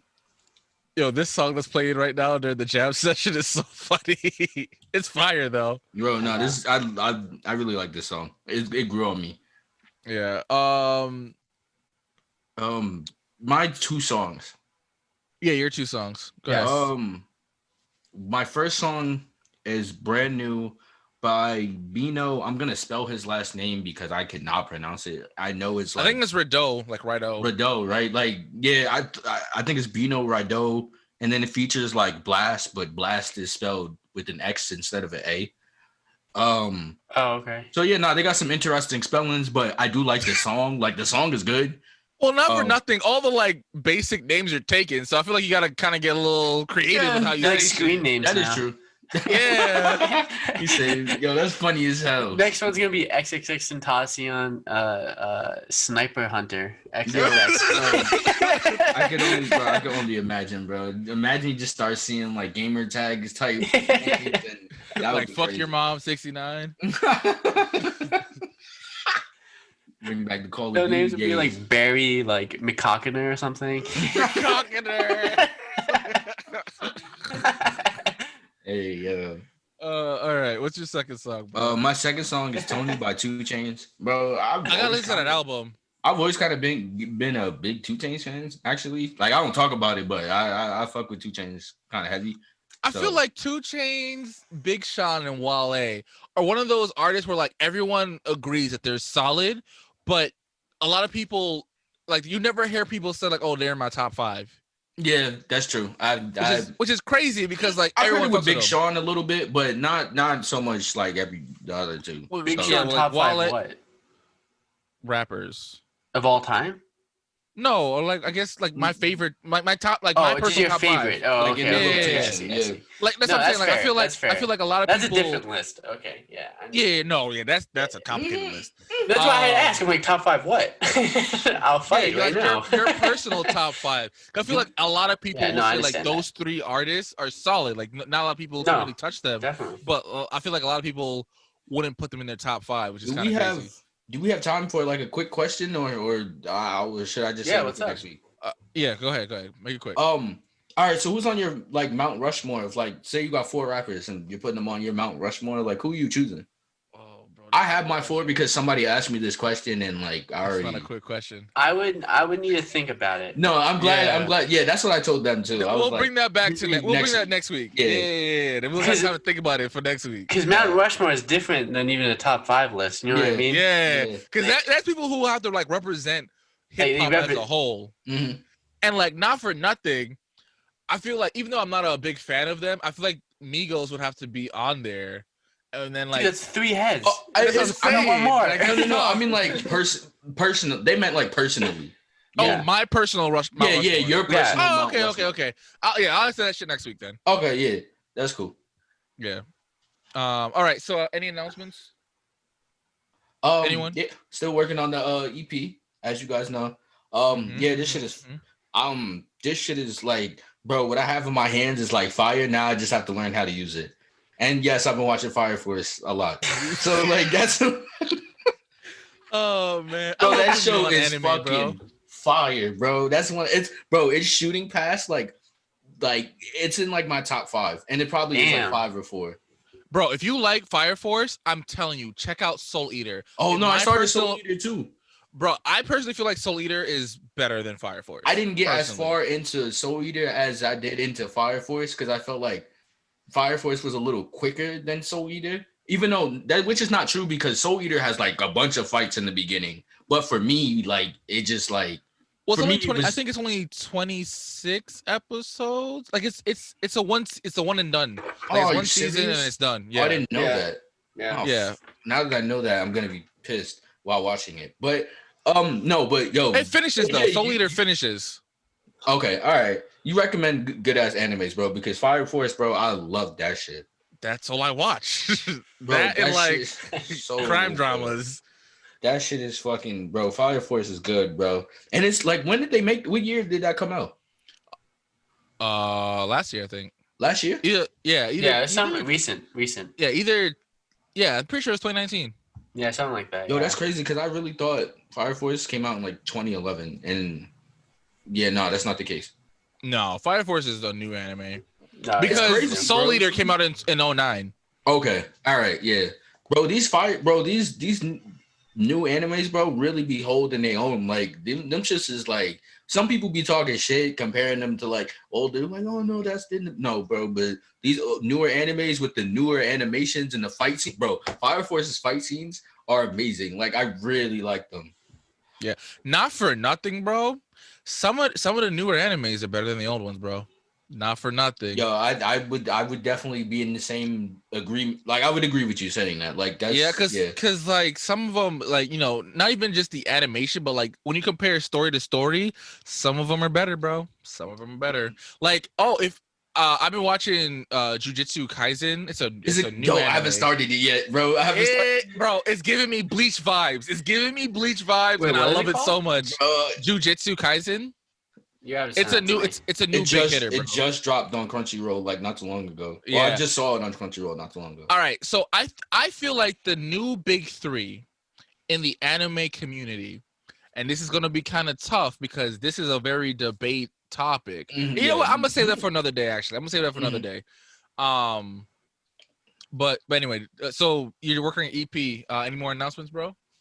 No, that's pretty much what I'm doing.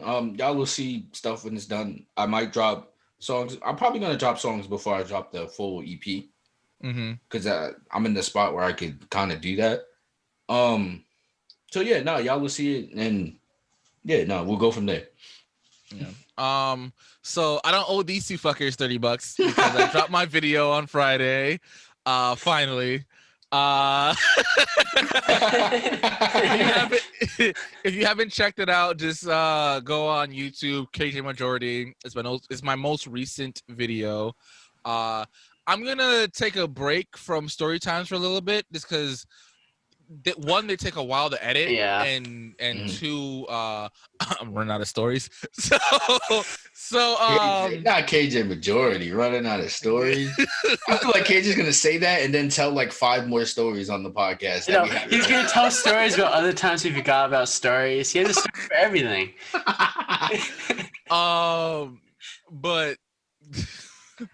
But yeah, I'm going back to skits. I miss making skits. That's where my bread and butter is. Passion. I might. Yeah, that's where my passion is.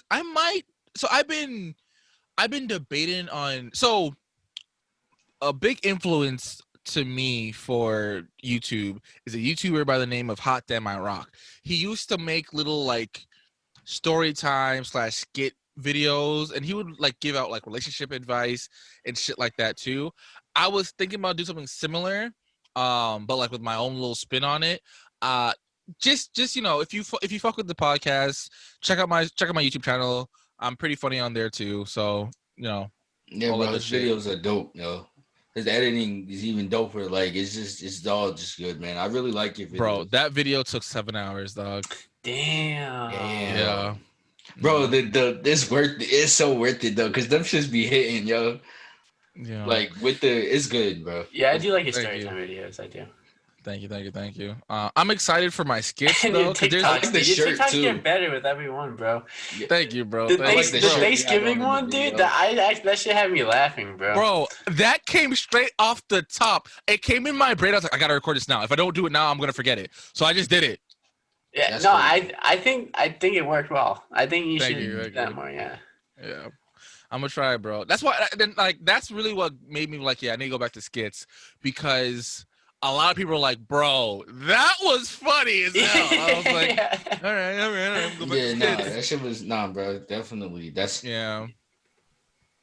And yeah, that's pretty much it. Follow me at KG Majority on all platforms, except for OnlyFans. I don't have an OnlyFans yet. Not yet. Yeah, not yet, man. When these student loans start kicking back in, I might have to start one. I didn't even think about that until like, yo, that's funny as hell. Wow, I didn't think about that. Listen. I've been told I got the body for it, so let's see. That was the most awkwardest thing, bro. One of my fucking guy coworkers, dog. I was like, Dad, this is weird. That's hilarious. That's actually very funny. That's a good compliment, I guess. Like, I was like, that's weird from a dude, bro. I was like, that's a weird thing to say to another man, but whatever. But yeah, y'all. Say that anyone, man. True. Yo, could you imagine saying that shit to a girl, bro? Yeah, that's even worse, almost. Yo, you got a body for OnlyFans, girl. Yeah. Big ass titties. Yo, you deserve a smack to the face, imagine bro. somebody saying that, walking up to somebody and really saying that shit. That shit will blow my mind. Like if I saw that in public. Imagine you're a couple and someone walks up to you like, yo, y'all are an OnlyFans couple. Y'all would make a lot of money on some OnlyFans. Like, what do you like? I be like, what do you say to someone? I know, get the fuck up out of here though. Like, thank you, I guess, but damn, like they're like, yo, I see your print, brother, and she got some big titties in her ass. Y'all could make some money on some OnlyFans. Bro, that's when I like reverse or hit a 360 from the direction I'm going. That's a skit.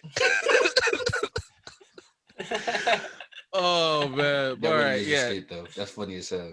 All right, that's it for this week, y'all. We'll see you guys next week. Love you and Peace bye. out. See ya. Peace, y'all. Going out.